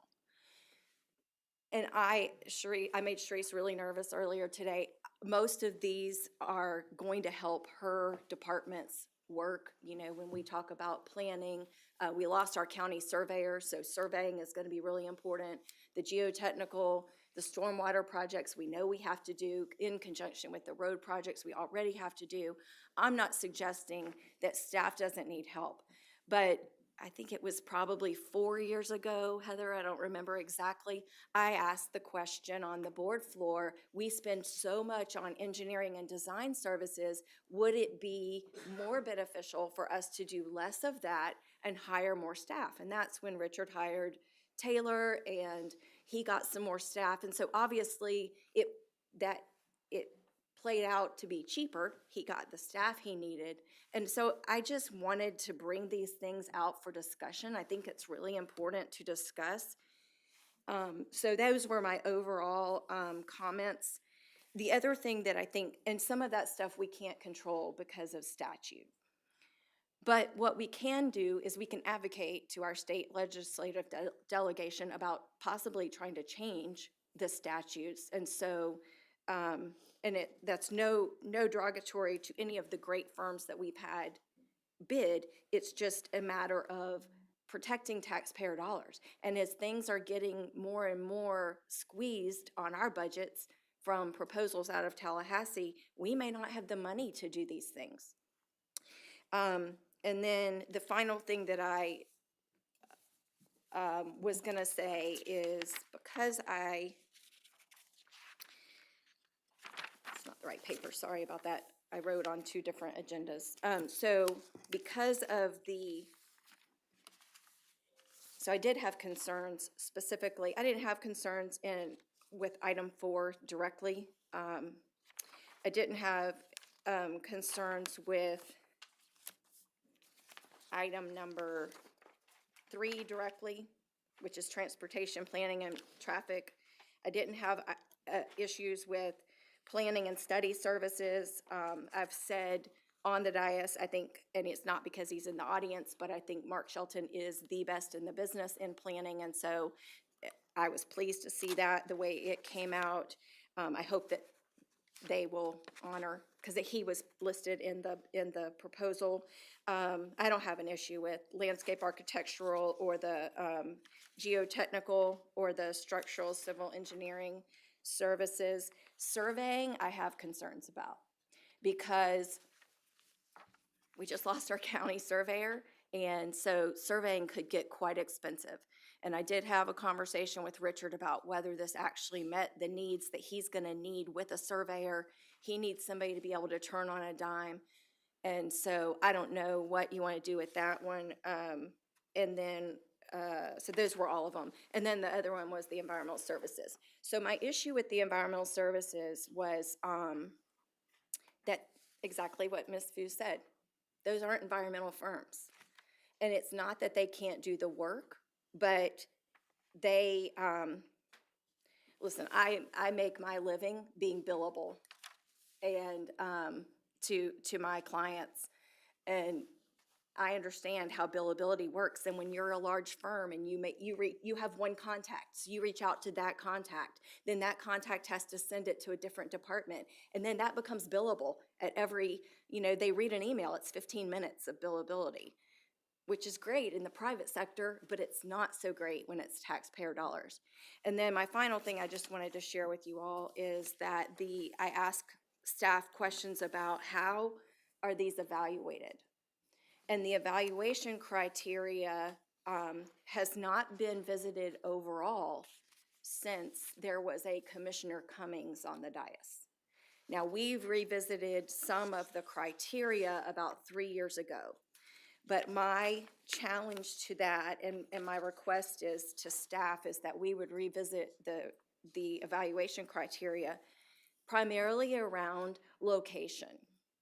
We've had some experiences, and I won't name firms, but we've had some experiences as a board where we've given projects to a firm because they got a local preference, but the people doing the work weren't local and didn't understand Clay County and didn't take the time to understand and really kind of came here and used general statements, and I felt like wasted some taxpayer money on those. There's 2 projects that specifically can come to mind.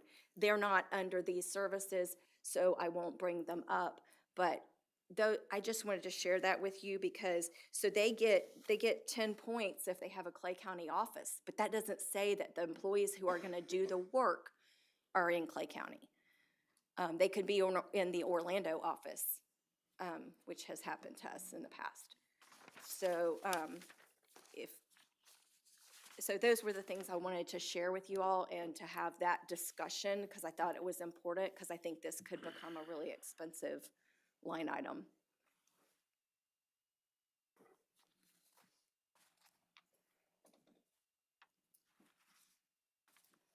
Anyone? Discussion? Well, I'll start off by saying, I have a question about, this is professional services to give us a bid. I don't really understand. I think the comment was the county manager can approve a project up to $7.5 million or whatever the number was. And I'd like our purchasing officer to clarify that for me. The budget controls what Yeah. he signs off, so. Right. So one thing, Ms. Betsy did a great job explaining the statute. We've talked about this a lot. But the one thing I do want to correct a little bit is the statute says that we can't use a continuing contract for construction up to $7.5 million.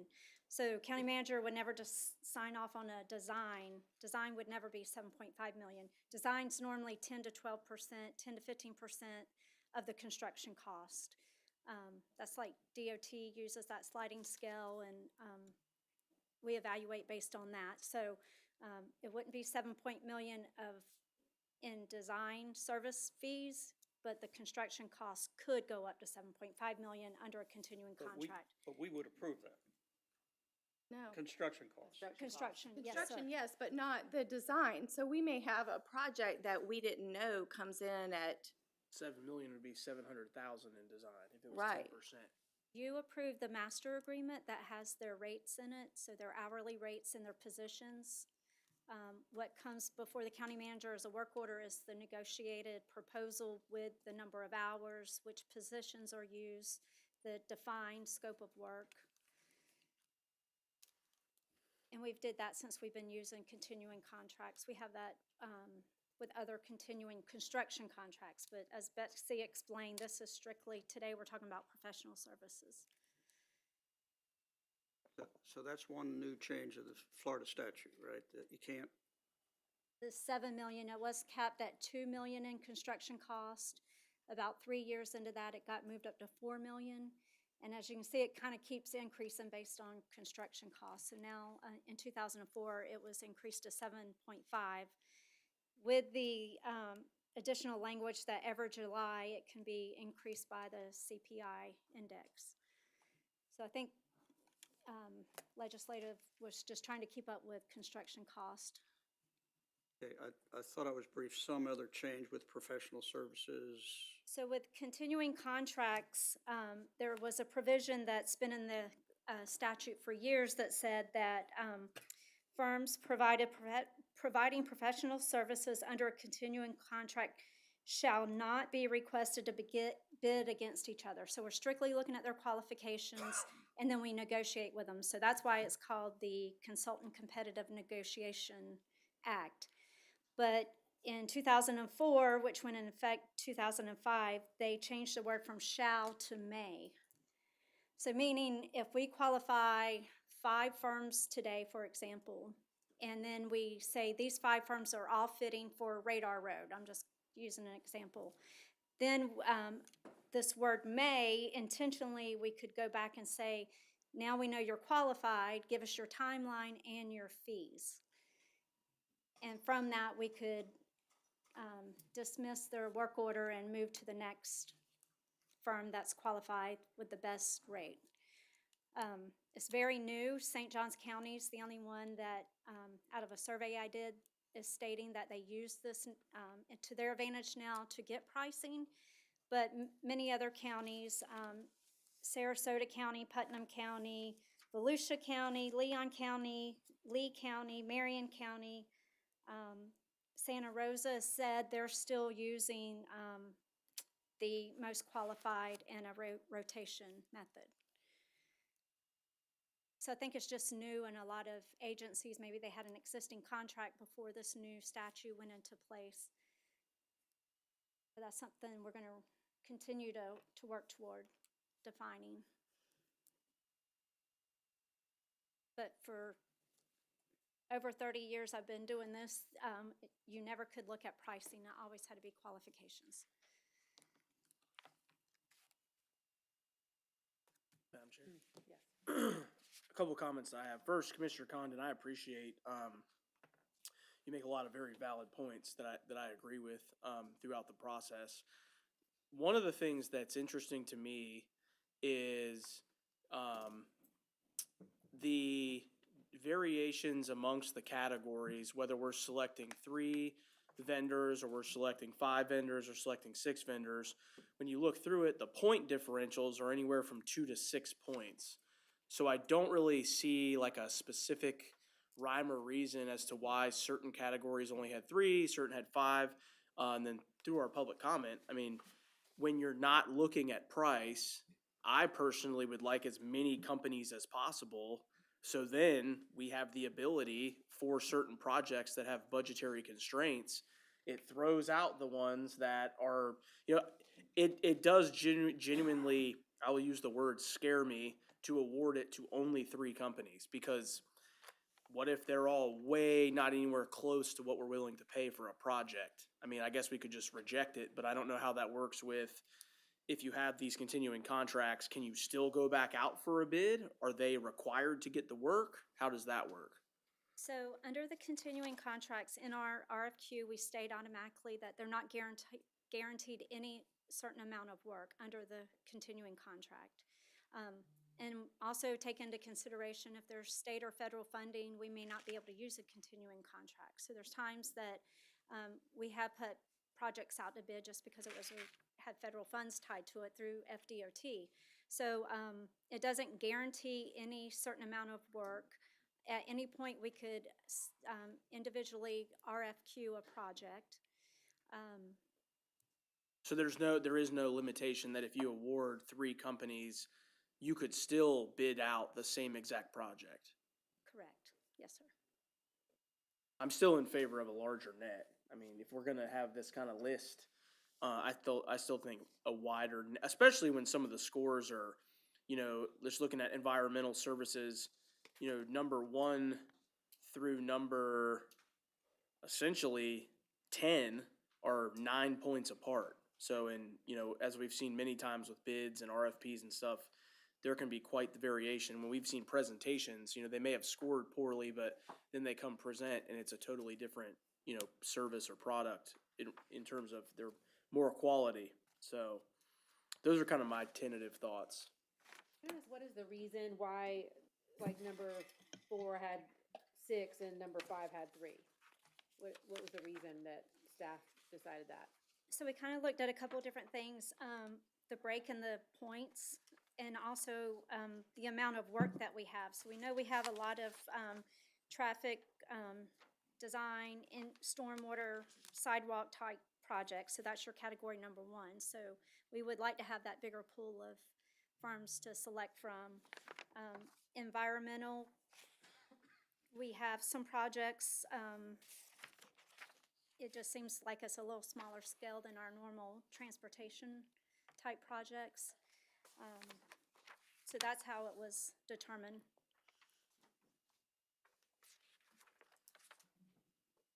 And the minimum criteria that we have to evaluate is listed in the Florida statute. So professional personnel, willingness to meet budget, location, workload, things like that is all specified in the statute.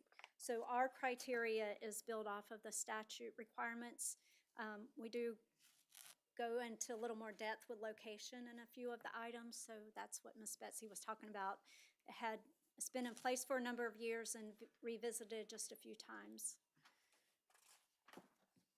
As far as a major change, we're kind of limited to what statute requires, but there could be some tweaking in the future. So would it be a big deal to staff to add more than 3? Add more? We could do that. And we did look at who had headquarters in Clay County and local offices.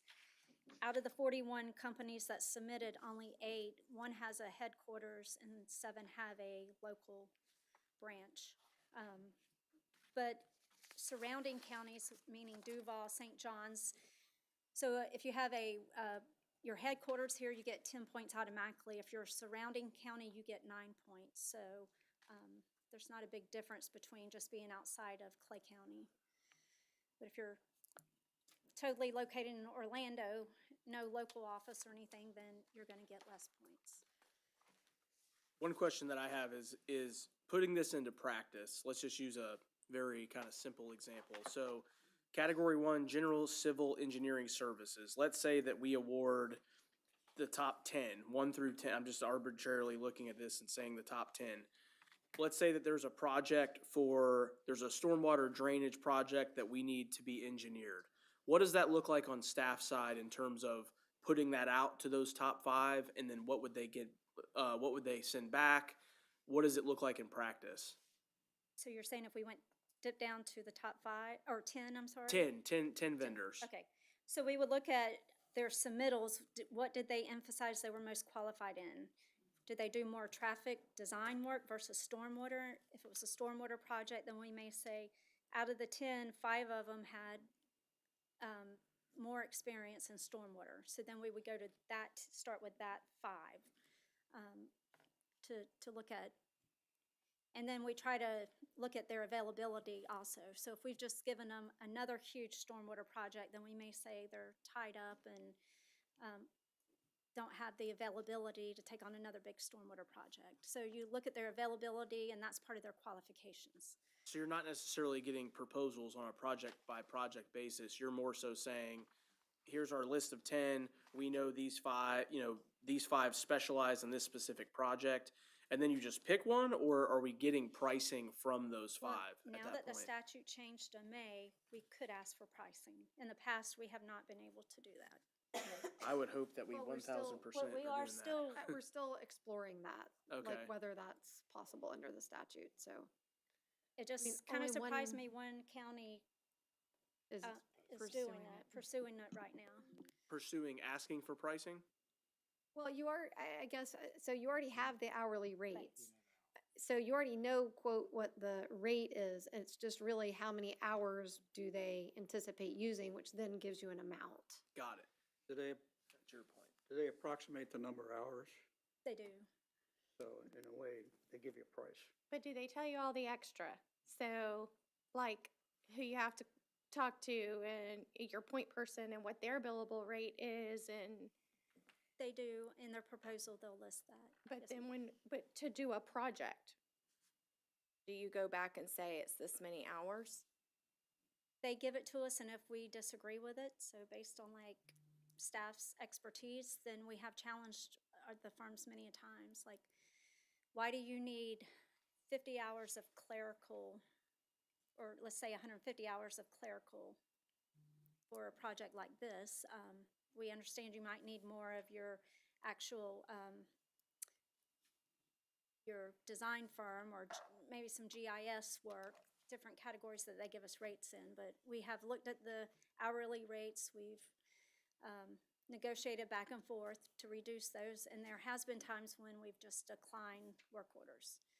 I think I shared with you today, we had one that we just declined and done it in-house because it was a design and permitting project, small scale design permitting.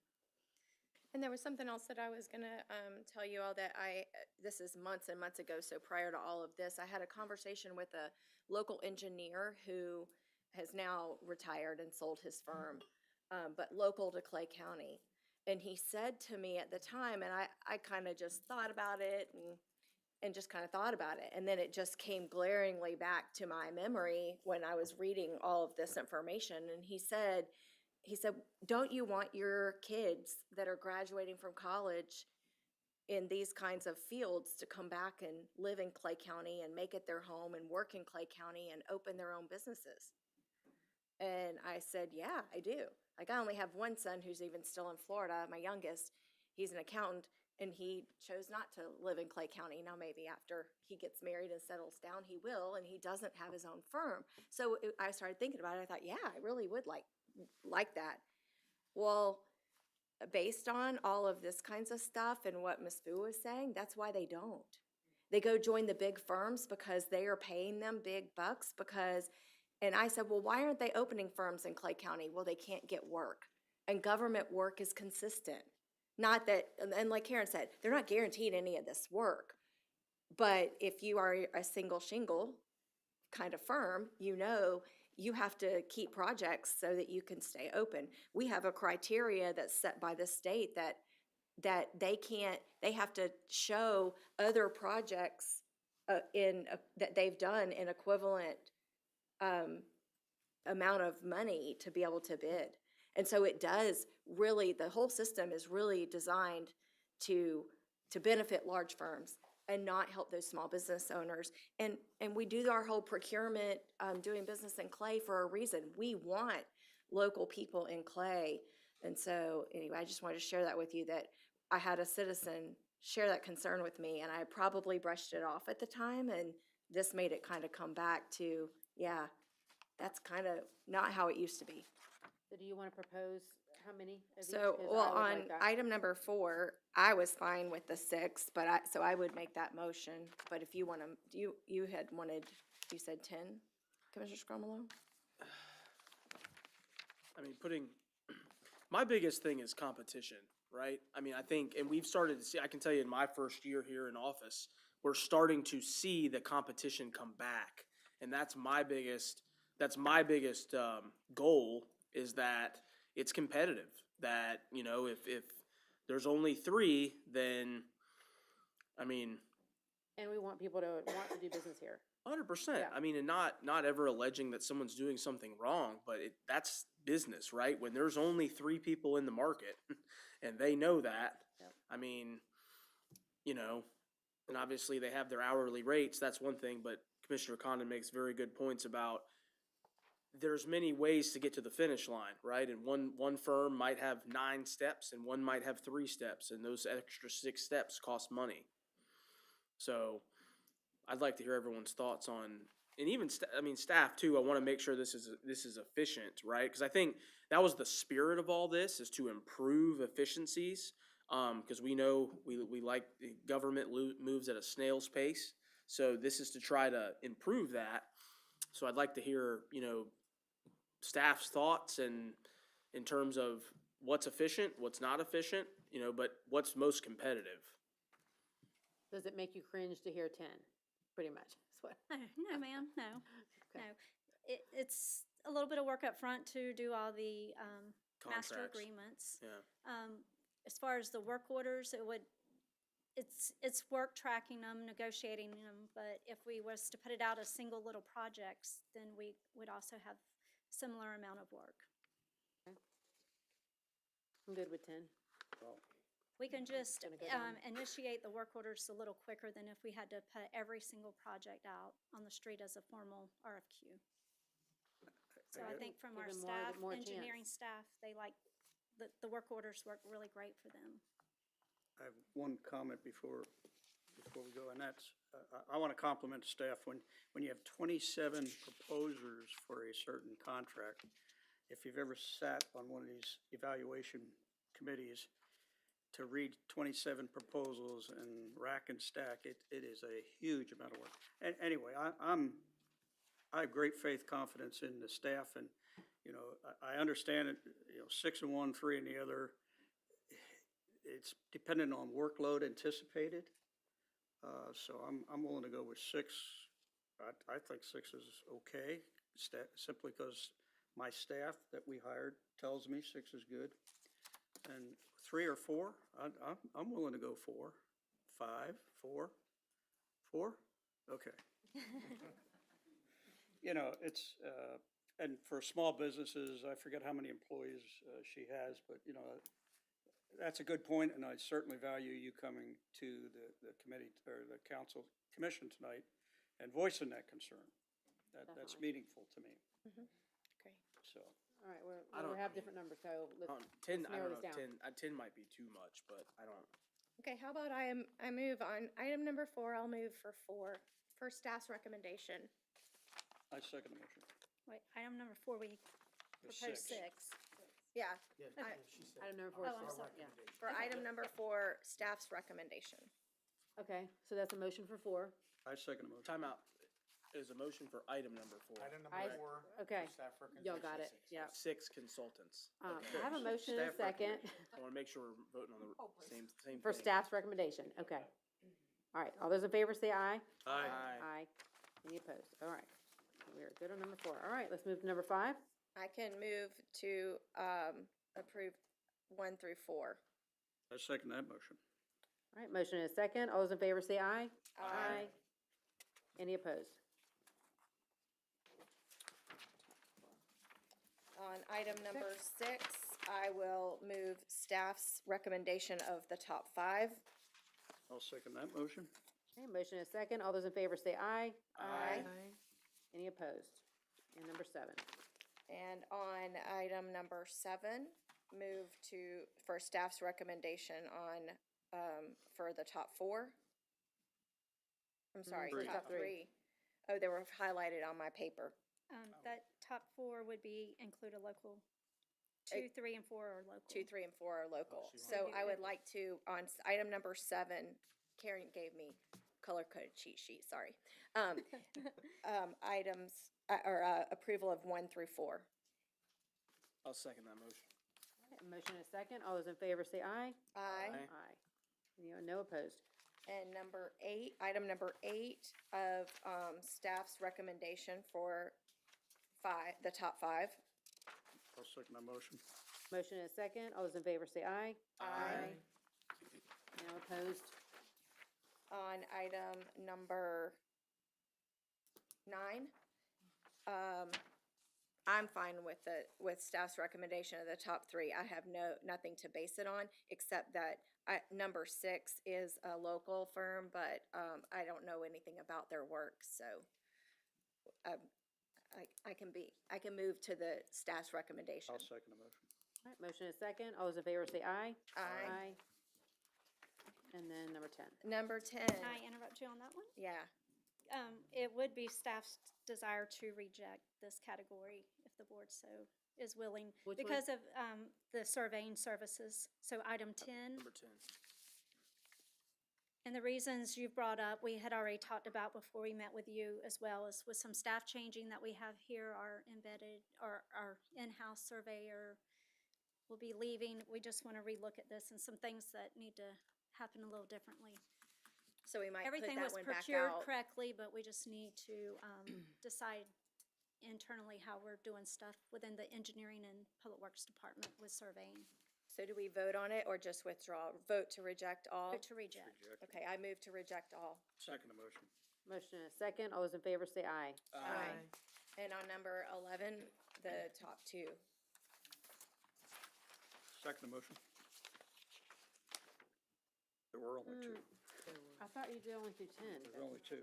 Number 11, I said 4 through, did I say 4 through 10? Maybe I didn't say 11 because I was good with it, because there were only two. Okay, so we're good. Been approved. So it's already been approved. Well, that's Okay. already approved, so. Yes.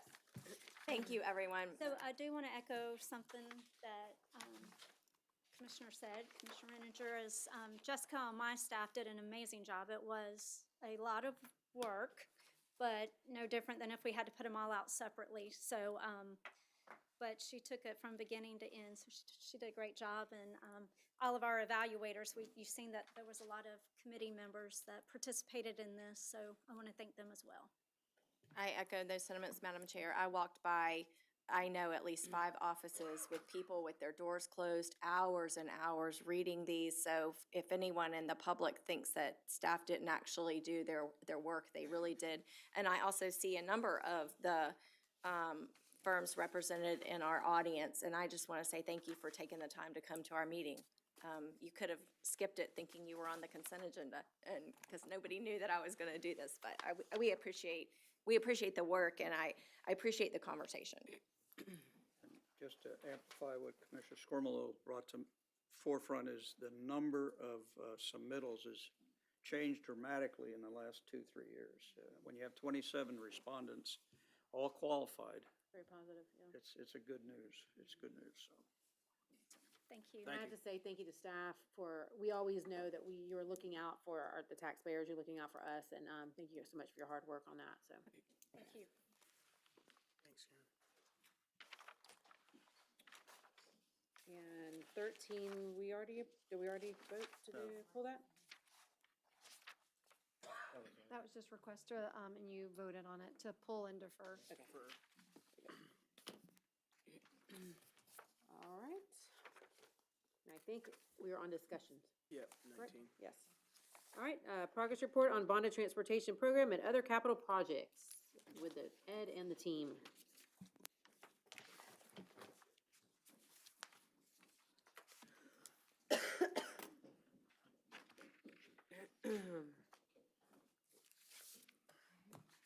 Good evening to the board. Through the chair, Ed Dendor, Bond Transportation Program Administrator. Here to update you the progress the team has made over the last month. For project number 1, County Road 218 from Masters Pit to Pine Tree Lane, the county's team and Anderson Columbia continued our bi-monthly status meetings. Anderson Columbia continued the installation of the drainage structures, pipes, sub-base, base material, curbing, and medians. Work along basically the north side of the project. The project is roughly 68% complete with 93% of the time used. For project number 2, County Road 209, from US 17 to Peters Creek Bridge, the county's team in Superior continued the bi-monthly status meetings. They completed the demolition and milling of the old asphalt on the east side of the north-south section of County Road 209, west of the railroad tracks. They also continued constructing the clay cutoff walls at Pond 2 while moving clay material from Pond 2 to Pond 3 for the clay liner in that pond. Superior completed all cross drains between the railroad track and Peters Creek and the concrete or flat work, which is the curbing, driveways, sidewalk on the south side of County Road 209 east of the railroad track. Base material on the south side of County Road 209 between 17 of the railroad track was prepared for asphalt, and the pavement actually started this afternoon. And the project is on schedule with 74% paid out while 68% of the time is used. For projects 3B, which is Sandridge Road at County Road 209 with the swoosh and the roundabout at 209B, the county, GI, and Kiewit held their bi-monthly status meeting. Kiewit also completed the installation of all the attributes of the new roundabout, including the base material, base asphalt, curbing, sidewalk, and streetlights. They placed all the sidewalks on the majority of this, they placed the sidewalks and majority of the siding on the east side of Russell Road. This project is 77% paid out with 143% of the time lapsed. Project 5 and 6A, we still are waiting for the Army Corps permit to be issued. And projects 3A, 4, and 6B are of course complete. In support of all this work, WGI continued to work on the project management end as well as the inspection of all the job sites. As of April 7th, the program has expended $155.3 million. And this concludes my update on the bond transportation program. Have any questions? Hearing none? BGI, by the way. Hearing none, we'll go ahead and move into the, switching hats to the capital projects update for the six directors. Richard Smith here to my right, Director of Engineering. Eric Pope, the Director of Public Works. Justin Pierce, the Director of Parks and Rec. Gene Price, the Director of Facilities, Operations and Maintenance. Eric Jones, the Director of Ground Maintenance, as well as myself, Director of Capital Projects. Overall, for the county, the current project list holds at 262 projects. The project data was compiled by Veronica Dang, our capital projects cost specialist. Total work portfolio is equal $212,267,352. For this fiscal year, the Capital Projects Department is managing 81 projects. The projects across 13 different departments account for roughly $98 million, as depicted in the table that's been provided. For the overall status of the public safety bond, so far to date, the county has spent $19.9 million, or roughly 31% of the $65 million bond. And first up in numeric order, highlights on some of the public safety projects or fire stations. Fire Station 1, construction is well underway with 50% complete and 27% paid out. Forecast completion is fall of this year. Fire Station 15, design is 90% complete, 2% paid out, and 44% of the time spent. And forecast completion is summer of '27. Fire Station 16, the design is at 90% complete, 2% paid out. Fire Station 20 is complete and operational last summer. Fire Station 21, the design is at 90% complete and 2% has been paid out. While Fire Station 22, construction is 62% complete with 35% paid out, with a forecast completion summer of '26, later this summer. Fire Station 24, the design is now 100% complete, 3% has been paid out. The county received bids from 11 bidders and awarded in the construction amount of $8,197,007 to DE Scorpio Corp., who was the lowest evaluated bidder. A pre-construction meeting will be held later this week. Forecast completion is spring of next year, '27. And finally, fire station facility had modified design complete at 90%, and the forecast completion of that is summer of next year. Moving on to some vertical projects, the Animal Services Shelter, which consists of the construction of the new 32,000 square foot single-story animal shelter and care facility. The project is located at 2511 County Road 220. Currently, a contractor is finishing up the rough end of the overhead electric, ductwork, and drywall. The site is being graded for final elevations and the installation of the turnout fence, curbing, sidewalk, and base material for the area that will receive asphalt. This project is currently 64% complete.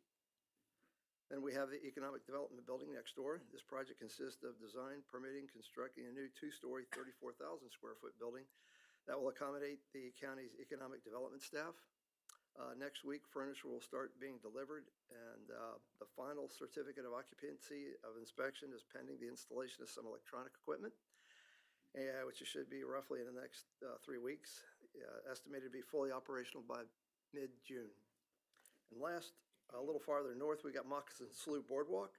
This project will construct 2,690 linear feet of elevated boardwalk through Moccasin Slough, which is located at 4393 Raggy Point in Fleming Island. A pre-construction meeting was held on March 31st, and project construction is underway with materials being procured, and mobilization will occur this month. That concludes the vertical capital projects. I'll turn it over to Richard from engineering. Before you go, bidirectional amplifier, what is that? It helps the communication equipment within the building. It's basically almost like a repeater, if you would. Okay. Familiar with repeaters.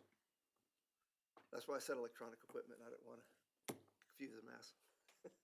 FM, you know? Yes, sir.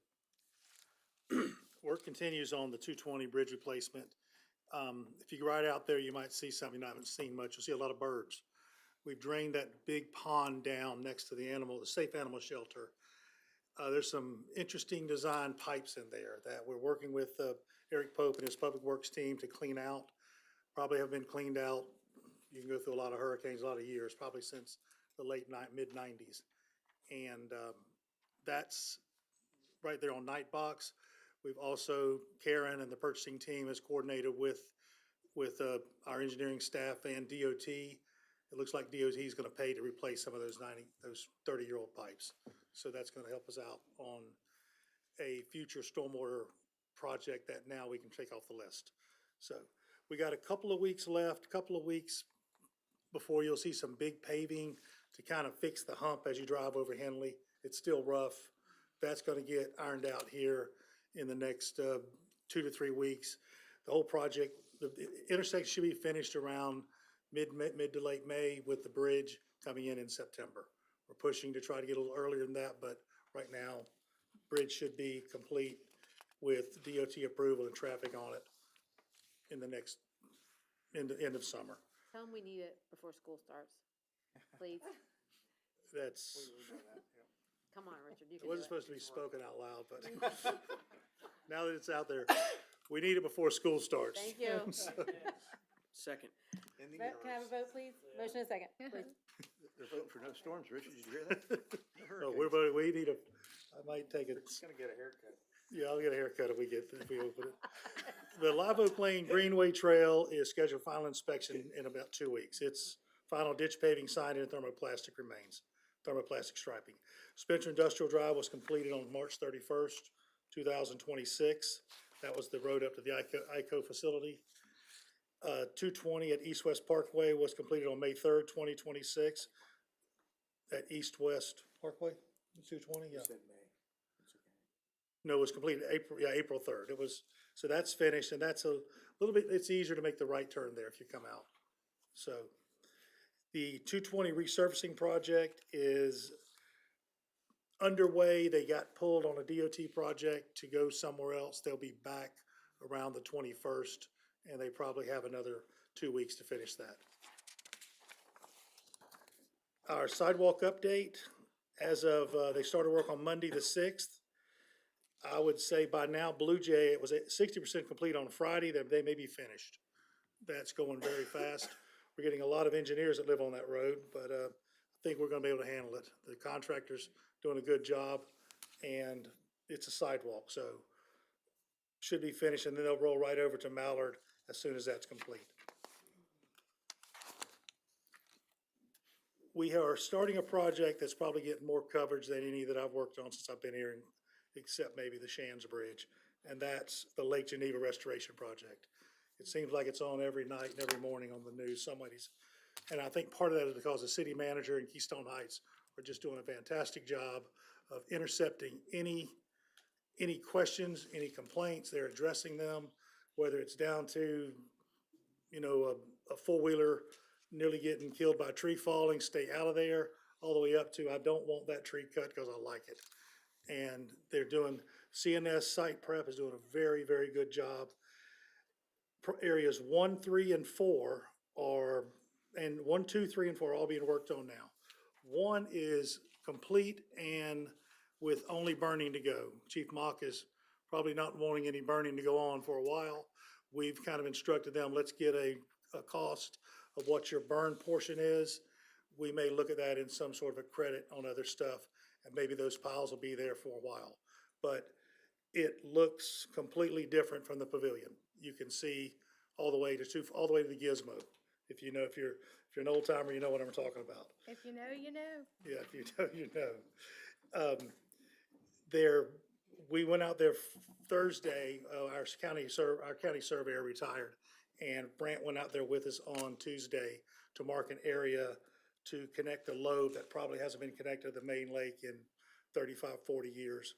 And it's kind of confusing because you're following contours, and you're not just cutting trees down, you're following contours. We found 3 cypress trees that we're gonna save in there. That was 10 a.m. By 5 o'clock, they were complete. So all the marketable timber is pretty much off the site now. So we're now looking at debris cleanup and piling.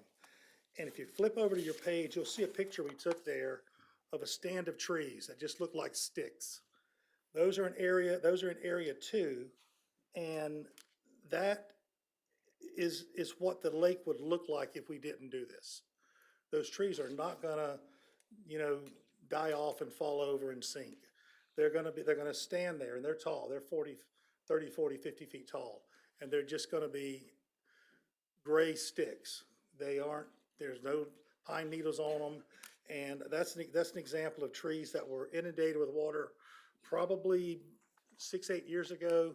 The water has since receded further. I mean, it's down now probably to 1998 levels, when it was the lowest it was ever recorded. And that's the reason for this project. Filling the aquifer is that's the real reason for the restoration project, is to make it safe as it fills up. Filling the aquifer is the really underlying reason, to try to get fresh water back down to recharge the Floridan aquifer. So that is a combined effort of Clay County, City of Keystone, State of Florida, and our Save Our Lakes organization. Maybe Bradford County with a call Karen's making tomorrow. So we'll see how our negotiating skills work. So I can update you on that maybe. Okay. So I did attend the Bradford County commission meeting last week. The county manager owes me, not you, you're on my good list. The county manager in Bradford County owes me because he put me on the agenda with the ICE facility. So Madam Chair, public comment was over an hour, and I listened to it all, and we are very blessed in Clay County. But at any rate, so they voted at their meeting to purchase with some of their emergency management funds some kind of incinerator that is like an enclosed, they said it looks like a box trailer, kind of like a tractor trailer kind of thing. And they are using it for their storm debris. That's why they purchased it with emergency management funds. But they voted that they could offer that to Clay County as an in-kind, especially because our Section 5, Area 5 is all in Bradford County. Yeah. And so that's the 3 acres we had not intended to remove anyway. We were going to remove it and stack it. And so that may be something that you could, I don't know if that's safer than, regular burning, or if that's not something we want to do right now. But anyway, they voted on that at their meeting. They didn't approve any money for us, but I did make the request. So I told them, everyone who was participating, and gave them the opportunity to get their name on the list as well. That would help. And that area, we actually found out today that probably many droughts ago, they had dug about a 15-foot deep canal, so it's not accessible. We really can't even get to those trees at this time. So we're worried, concerned about that. I'm working on a training program. I called up a lieutenant or something in the Forestry Service for Sunday afternoon. It's also a relative. And at 7:30, I was on site. He was fighting a fire in Lawty. And Tom really didn't think we'd be doing much burning, and the chief kind of seconded that. But we're going to get the debris done, and that project is going to be I think it'll be a boon to the area, as well as real estate values, as well as the tourism. The people, the volunteers that live there, they can't wait to get their equipment out of the way so they could get out there and do their own cleanups. So I think between Sweat Equity and the team we've got with Keystone, Solo, Clay County, and the state, and hopefully Bradford, it's going to be cleaned up. It'll be nice, very nice. So Radar Road, we started construction on that on April 6th. It is closed to vehicular traffic to Thunderbolt. So if you're going to the park, don't go by the church. Go to the library. Use the walkway. There's a walkway there with barriers to keep you out of the construction site. We're working with some of the staff that have to go there for daily activities and duties, and we're getting that coordinated now because there's still mowing, cleaning, janitorial stuff. We're working with that, but it is a active construction site. You can get killed, so be careful around it. Pastor Mike McDonald was very appreciative that we held off till after Easter too, so. And again, the access to the church and the apartment complex is as usual for now. There'll be a switch in the maintenance of traffic later in the project. They will access from the roundabout with their access to 17 cut off temporarily. but that's the ways to go. I was out at Long Bay and Old Jennings, that's coming along very nicely. They've got some shoulder work that they're doing out there. Again, it's a high-traffic area. That's gonna be, as they start single lane closures, it's gonna get tough out there. So be careful and be patient. Commissioner Scremola, where our DOT update starts, and probably will for a long time, it looks like, at 220 and 17. They're not finished yet. They're still working. Just, a question on that. Is there contractual penalties? I mean, how long can they work on it?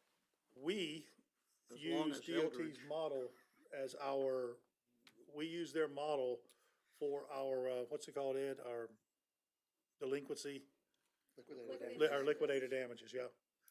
If that would be a tough one on Duval. So, because I don't see any reason, there's no weather, there's certainly been no rain to not go ahead and finish the final topping and, striping, so. I mean, it looks, at least as far as building new things, it looks done. I mean, it's just, it's like you gotta put the bow on it.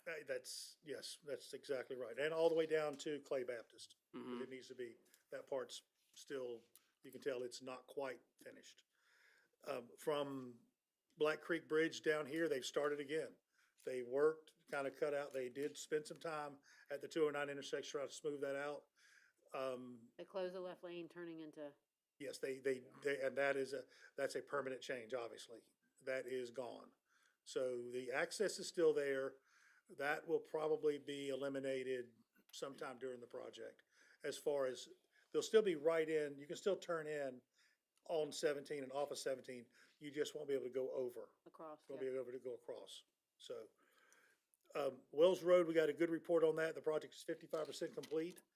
The current date is November 4th, 26 to finish. FDOT is reviewing some additional time to J.B. Coxwell, the developer, the contractor, to add some time.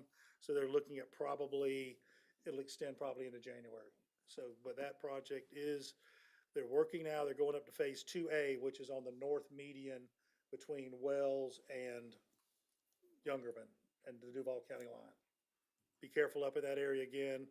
This is, it's the most dangerous, most congested, highest accident rate in the 4-county area. So be careful driving that. And we want to thank hat tip to Anderson, Columbia, and DOT. They did take a break during the fair and went back to work today.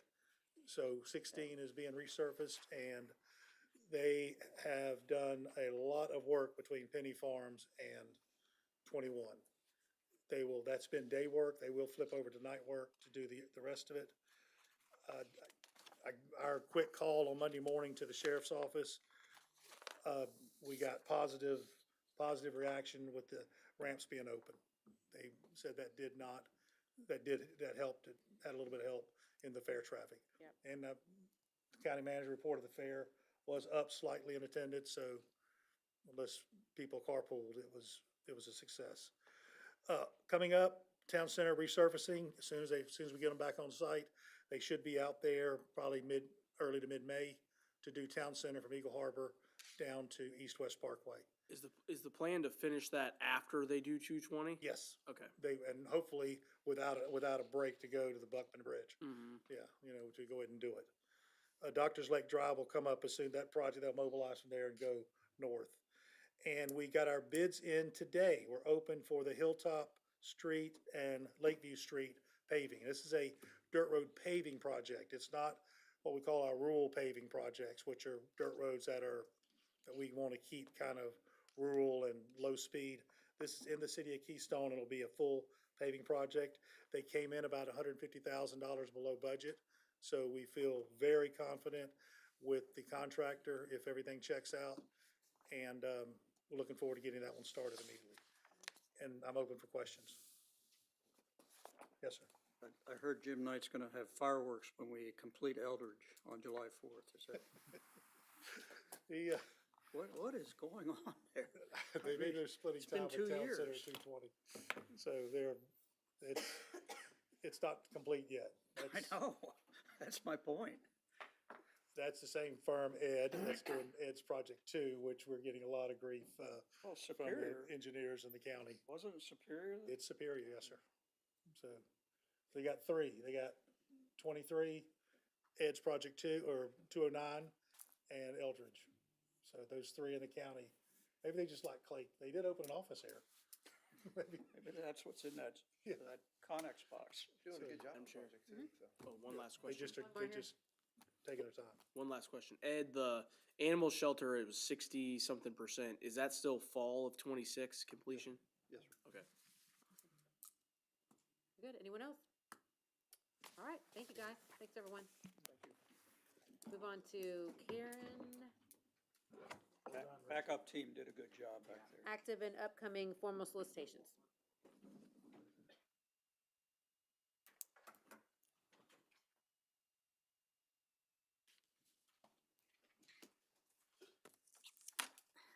Good afternoon again. I wanted to give you an update on some of our bids that are recently closed and then that are getting ready to advertise.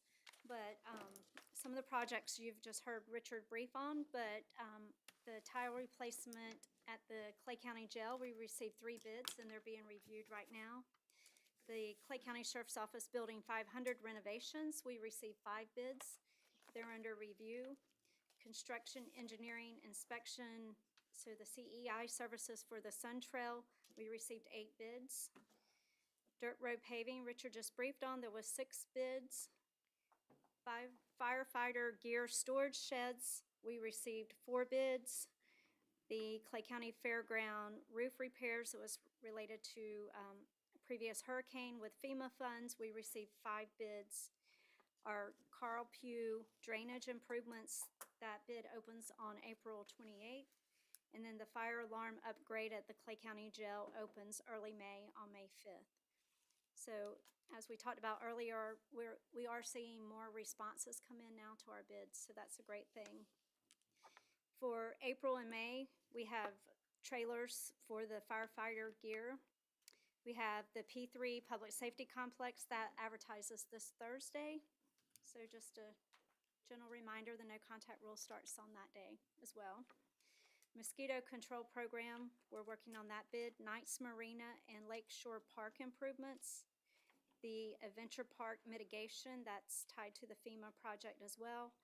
Consulting services for CDBG program. We have Oak Leaf Sports Complex drainage that goes out this week. We have drainage repairs for public works type projects. This is a continuing construction agreement, so that's for drainage and new public works projects. Fairgrounds water and utility improvements, and then our EMS medical supply bid will be going out later this month or next month. Questions? A lot of great things. Anybody? No? Thank you. Thank you, Karen.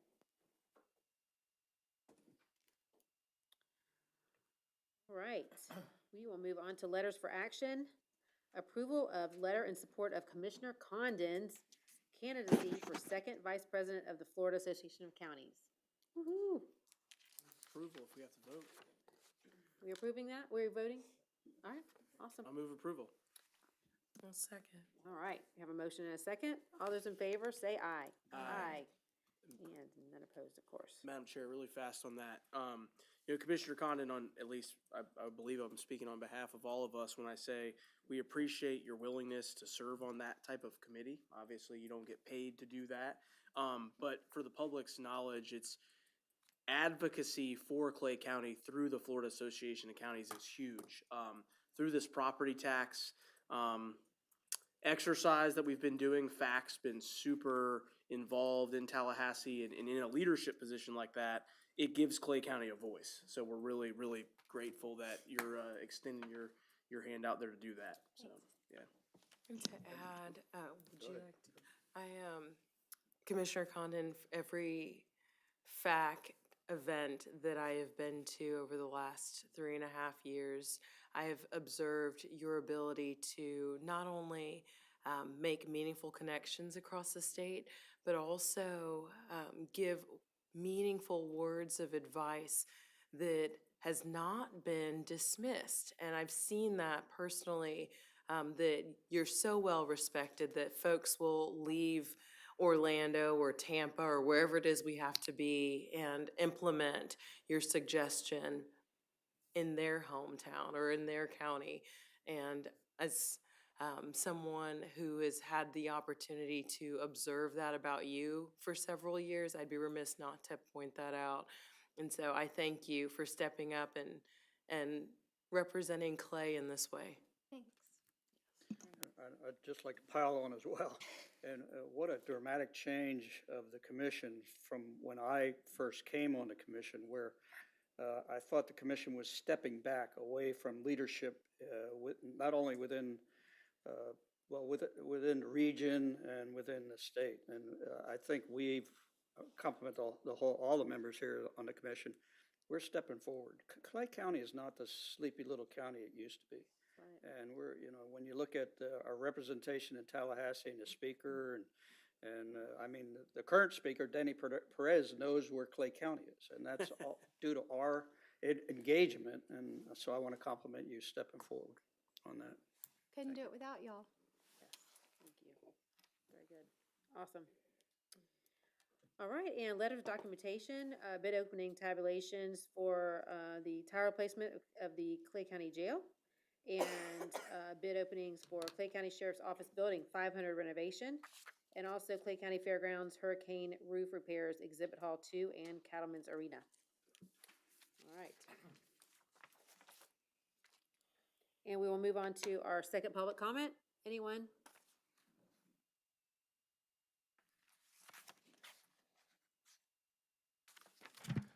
Bobby Jamison, 1231 Whipstick Trail, Middleburg. Just like to say thank you. Over the last couple of years, my team, a couple of our folks here, Rhonda, she's hired her out of school and she's getting ready to take her PE exam. And Matt Jennings, he actually heads our survey department for all of Florida, and he actually lives in Eagle Harbor. So he's been able to come out on short notice and help out, troubleshoot issues and things like that. So it's been really great. And I'll just say regarding the environmental, we've worked with Amy Foof on a couple of our Jacksonville projects over the last few years. She's done outstanding work, and I'm glad you included her on the list. And we just look forward to continuing working with y'all and the team. So I just want to say thank you. Very good. Thank Thanks, you. Bobby. Very nice. Thank you. Anyone else? All right, I'll close the public comment. Anything from our commission auditor? County attorney? Yes, just quickly, the Charter Review Committee is wrapping up their work. They have concluded their review of all the topics that they initially decided to review. They have one topic that they are seeking to move forward, and in connection with that, they have 3 public hearings scheduled. April the 20th at 5 o'clock, May the 4th at 5 o'clock, and May the 18th at 5 o'clock. The attorney for the CRC did provide the ballot language for that, and that will be attached to the agenda, but it will be open for the public discussion at those 3 meetings. And then I assume they'll wrap it up shortly after that. Madam Chair, Commissioners, just 2 items for the board. Just a reminder, April 25th, there's a touch truck that Saturday at the fairgrounds saluting those who serve. It'll go from 0900 to 2 p.m. Quiet hours are from 9 to 12.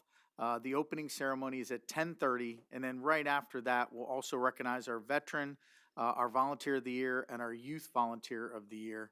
And then just anyone out there, lights and sounds at 12 and from 12 to 2. Super excited about that, and it's a very, very popular event. I've got some good news. I bring some good news from the 4th Judicial Circuit. We benefited from their request for the Freedom Truck 250, and it is scheduled to be between the admin building and the courthouse from the 15th to the 17th of June. We'll work on a schedule for that and hours with the Freedom 250 or America 250 committee that we have coming up here. I think it's Thursday is our next meeting, and things are progressing well with that. And I had received a phone call from Chief Judge about it. They just could not fit it in downtown Jacksonville, and so we were next on the list, and we're going to take advantage of it. Super excited about that. There's another vehicle out there that I think they're going to get. It's a little bit smaller. Most importantly, it is a history of our great nation, and it's important to get the kids out to it too. So we're going to work with the school board and any schools that are out there to bring kids through and understand about our nation and our history. Pending that, that's all I have. Any questions? Madam Chair, I had a constituent ask if you need any additional trucks for Touch a Truck. Oh. So is that Jason? Do I put them in And touch with Aubrey, Jason? Jason, do we need some more trucks? There we go. Okay, So we'll I'll just put put you on in touch contact. with them, Jason. Yep. Thank you. Can always use some more. I like it. Any other questions?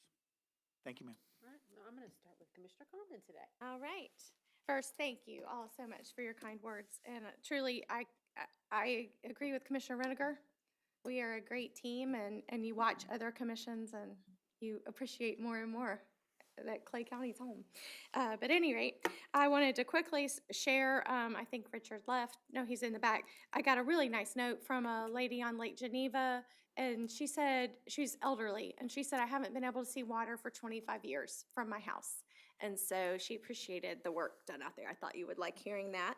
I was able to attend with Crawford a drone expo at the Keystone Heights Airport at the end of March. And it came up kind of suddenly. The county manager would have gone with us, but he was at his boat show, so it was like that fast.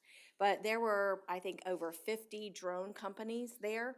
And they do, the drone expo is they fly their drones through an obstacle course, much like a Frisbee golf course. Like it's, but I mean, it's like they go through the little round hoops, I guess, but at any rate, fascinating. Talking with them are phenomenal. There are 4 or 5 that want to locate businesses in Florida. And the Keystone Heights Airport is attractive to them because of the proximity with Camp Blanding. And they really are interested in that. So the parcel that Crawford mentioned before, that the timing is good that they had that environmental assessment done that FAA requires. And so who knows where that one will end up, but just, I mean, we got to see drones in action that are actually participating in the battlefield in Ukraine.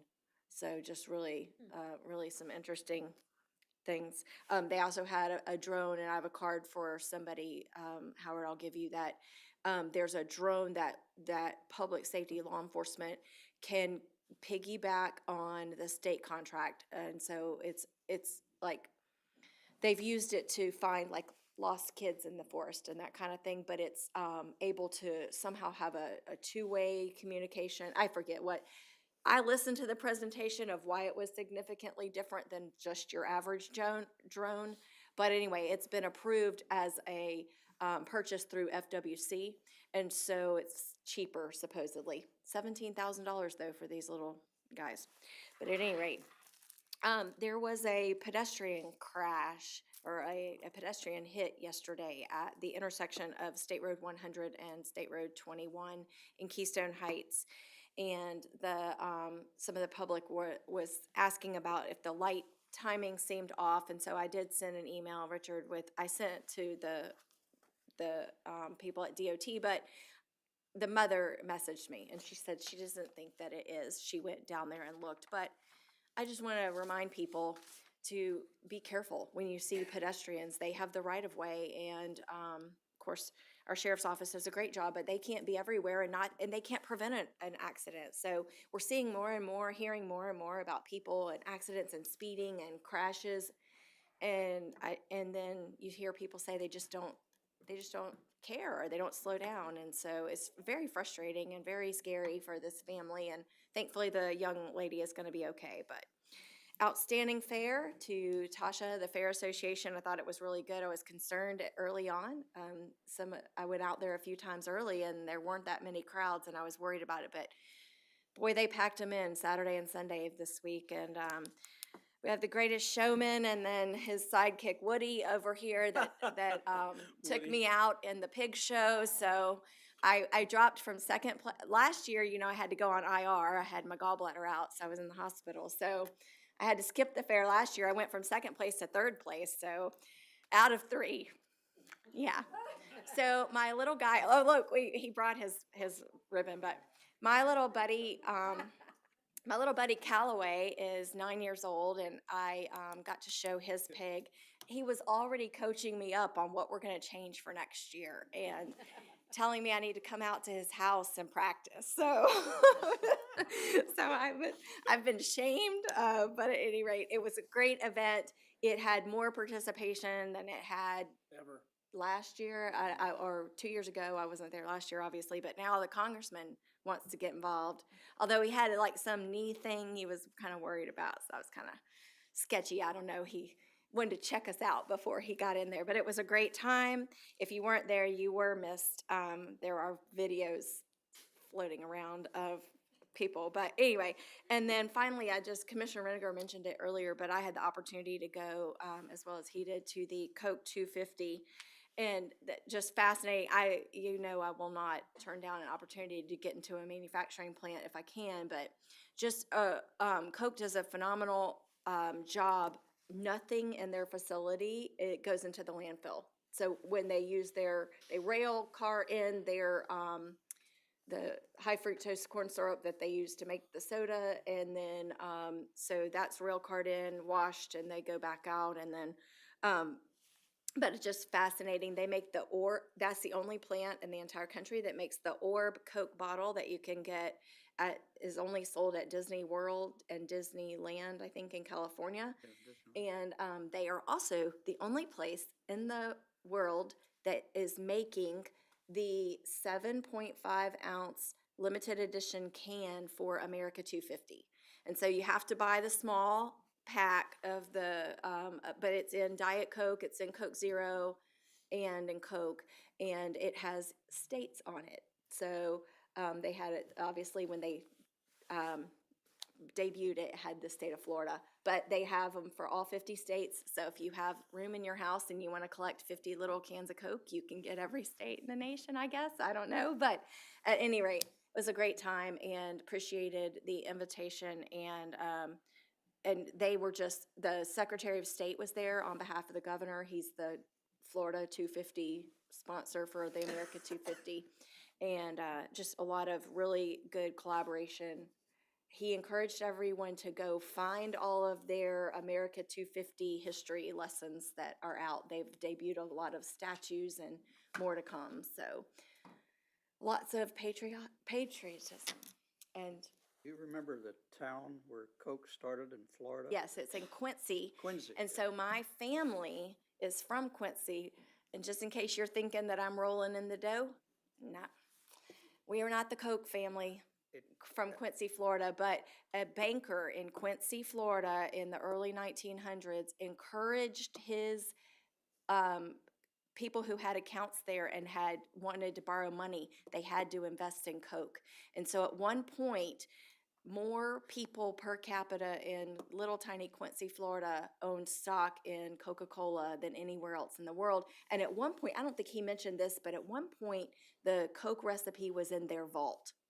It was stored in their vault in Quincy, Florida, which is just northwest of Tallahassee. They had more millionaires than any per capita than anywhere in the world, I think he said, or something like that. But not my family. So anyway, I'm here. But thank you, ma'am. All right, so try to keep it as efficient as possible. We've had a couple weeks since we've met, but first, thanks a ton to Richard and staff. We added a 3-way stop at Eagle Harbor Parkway and Town Center Boulevard, and I'll just say that it's never a bad time to slow down. And I think that that stretch has been kind of a raceway, and also thank you to CCSO. They've had their traffic unit out there monitoring. Anytime you put a new stop sign, sometimes people just don't know it's there. So done a good job with that. After our last meeting, a day or two after, I had an opportunity to speak to some Fleming Island High School seniors with Judge Forbes and Madam Chair Skipper from the school board. They're government classes, and it's always fun to see when you put high school students in the position that all of us are in terms of making tough decisions. It's always interesting to hear their logic and what they want to do. So we talked about local government, and Judge Forbes talked about the judicial system, and then we also kind of sprinkled in some state stuff there, so that was great. Commissioner Reniger, I need an assist on this. Mr. Mack, who read Old Glory, what's his rank?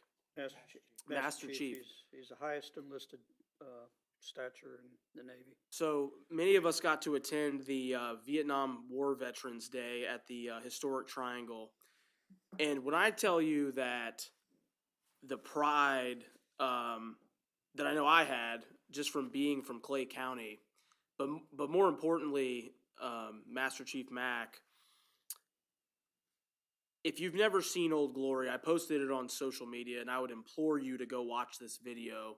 He does a rendition of the poem, Old Glory, with such passion and pride, and I don't think there was a dry eye in the audience. But it was just it was one of the most impactful things I've ever been a part of, and I'm not just saying that. I mean, it was truly, truly something that needs to be seen nationally by people. It was really, really cool to see, too, the national representative of the Vietnam War Veterans of America said that of all the Vietnam ceremonies he's ever been to, there's never been one more patriotic than the one in Clay County, which was really cool, really good. That was just a great day. Then also a couple days after that, this is in my other job, we hosted a salute to service night at the school. We were a part of a Florida Georgia showdown in baseball. 3 Jacksonville schools and 3 Georgia schools played in a little round robin deal. So thanks to CCSO, he's somewhere. I think he might have left, but Sergeant McDade threw out the first pitch. And for those that don't know, he played 13 years of professional baseball. There were 4 professional scouts at the game, and they asked, who's the guy in the uniform? We want to re-sign him. So it was all, and then Captain Rodriguez from Clay County Fire Rescue and the Honor Guard came out. Our students were extremely appreciative, and we also honored active duty and veterans at that ceremony too. So thank you to everyone who participated. At the fair, we hammed it up. You know, we did the best we could, but Some did more hamming than others. hey, there you go. It is a showmanship competition. Yeah, that's what they called it. No, what an awesome community event. I mean, it's I want to thank my student, which was Justin Knoll from Oakleaf High School. He's a freshman. Our pig Boone, we drove into the ring, and like your student, he was a great coach. Was giving me great pointers. Was fired up every time we got out there. There was 32 participants, and I think the commission, it's really cool. We were the largest represented elected body with 3 of us, and I'm going to get Burke and Compare to join. We get all 5 of us in the ring. Would be great. But no, it was awesome. Just an awesome event. What a great opportunity to showcase FFA in Clay County. And they said, what, $600,000 in scholarships? Isn't that what they said? From the pigs, which is phenomenal. And Kelly Mosley, I know you're probably listening somewhere. Congratulations. It's so much work to put that event on, but you do it and you make it look seamless. So already excited for next year. Last thing is tomorrow, the First Coast Expressway Summit. Let's bring that commercial development. I mean, we really, really, really need commercial development in Clay County to create jobs, and hopefully tomorrow is a great celebration of something big coming for the next couple of years. So that's all I got. Thank you. Thank you. Commissioner Gobert. Just 3 things. I wanted to commend county staff for just meeting some needs. We had a complaint that was really out of our purview, out of our jurisdiction, and staff did a phenomenal job of at least addressing the concern and sharing where our hands were tied in such a manner that I did get this follow-up message thanking county staff for being attentive. And so I want to relate that back to staff, that no matter what I call and ask about, especially when it comes to someone in the community asking for help, our team moves swiftly and with care. And so I do not want to miss the opportunity to highlight that. The second thing, the county fair, I hear your invitation, but high heels do not mix well with dirt. So I'm going to pass on that. But my last point is, I have this circled on my agenda for tonight. I was so touched by Tommy Spence. That is the first time since I've been on the commission that anybody has ever taken their their moment in the spotlight to ask heaven for direction on our behalf.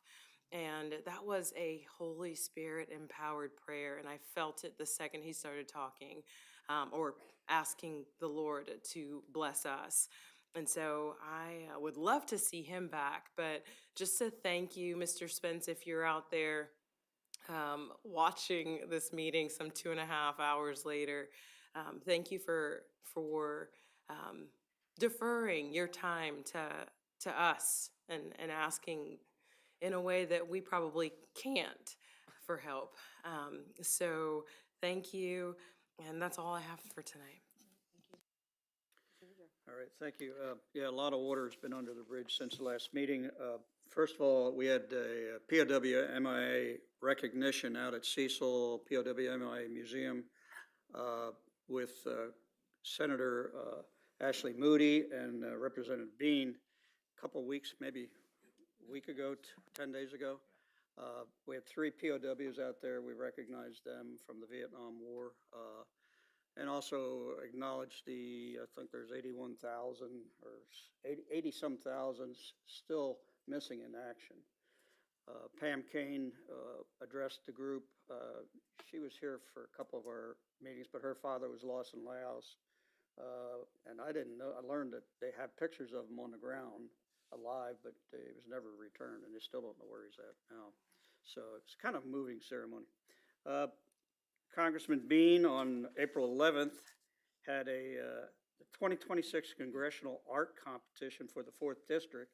We had 17 submissions, and he had a group of 4 judges, I think, that judged the works of art.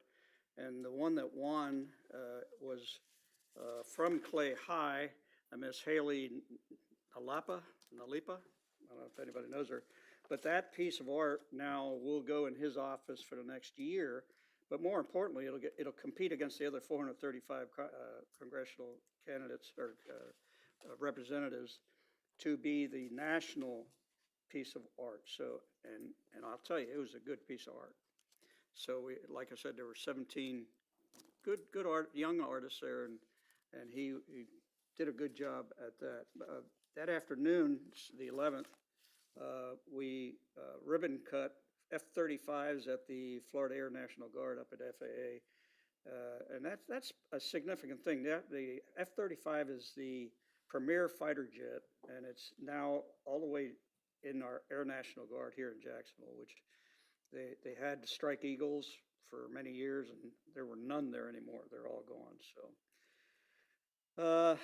the last thing I have is today there's 2 normal election, municipal elections, one in Green Cove and one in Orange Park. And if you're listening to this broadcast, you still have 15 minutes to vote. Polling places are open. And you know, a lot of people say, my vote's not going to count. You know, it's not important. But there have been many municipal elections that were won by 1 vote or lost by 1 vote. So if you haven't gotten out, I'd highly recommend you get one of these little stickers that say, I voted. And with that, that's about all I have. All right. Thank you. I would like to thank Sheriff's Office, EOC, Fire Rescue for helping us be involved with the fair, security for telling me about all the meetings, and got to attend to some of them. So appreciate. It seemed like it went off with it really well, and so we appreciate all of y'all's hard work. It was interesting to hear some of the things that actually happened at the fair that we don't know about. So, but y'all take care of all of it. So thank you again for that. And listen, I can sing. I can do many things, okay? But I am a city girl, okay? When I started dating my husband, we drove to Green Cove, and I used to tell him it smells like the circus here. There's something in the air here. I am not a farm girl. So pigs, I'm sorry. I'll do every bit of it, and I'm going to watch y'all, but you will not get me out there. So thank you very much. All right. I really appreciate y'all representing us, though, and it looked really fun. Let's see.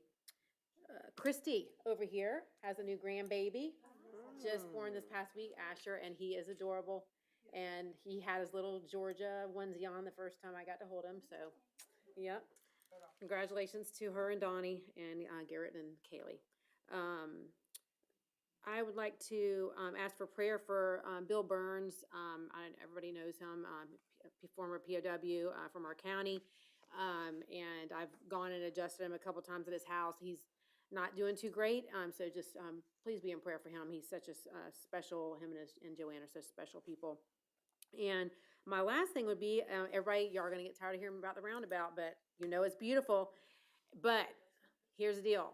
You cannot put yard sale signs in the roundabout, okay? I'm tired of them already, and Ed got them taken down, so I will be sneaking out there at night and taking them down. That is not where you put your signs, so thank you very much. And I think that is it. Anybody else have anything? Oh, go ahead. Madam Chair, we all got this email, but I had it on my list and forgot to say it. Just to shout out Sharice's employee, she works, I think she actually works for Steve Schoaf, but Robin Stoich, who is also one of my constituents, so I wanted to make sure we highlighted her, but she got the sweetest commendation from a gentleman who, he said he's 77 years old, he was trying to do something in the permitting system, and Stewart was his name. yeah, Reese Stewart. Mr. Stewart, and he had to call 3 times, and Robin treated him with the utmost respect and was as nice to him on the 3rd call as she was on the 1st call. The only interesting thing was, and so Robin, we love you, we thank you, you're wonderful, we know you are, but he sent it to St. Johns County, so I'm not sure where he thinks he's doing his permit, but he sent it to them, but they forwarded it on over to us, and so Robin, shout out to you, thanks for your work, we appreciate you, and we know there's a lot of great staff that are that way, but. All right. Anything else good for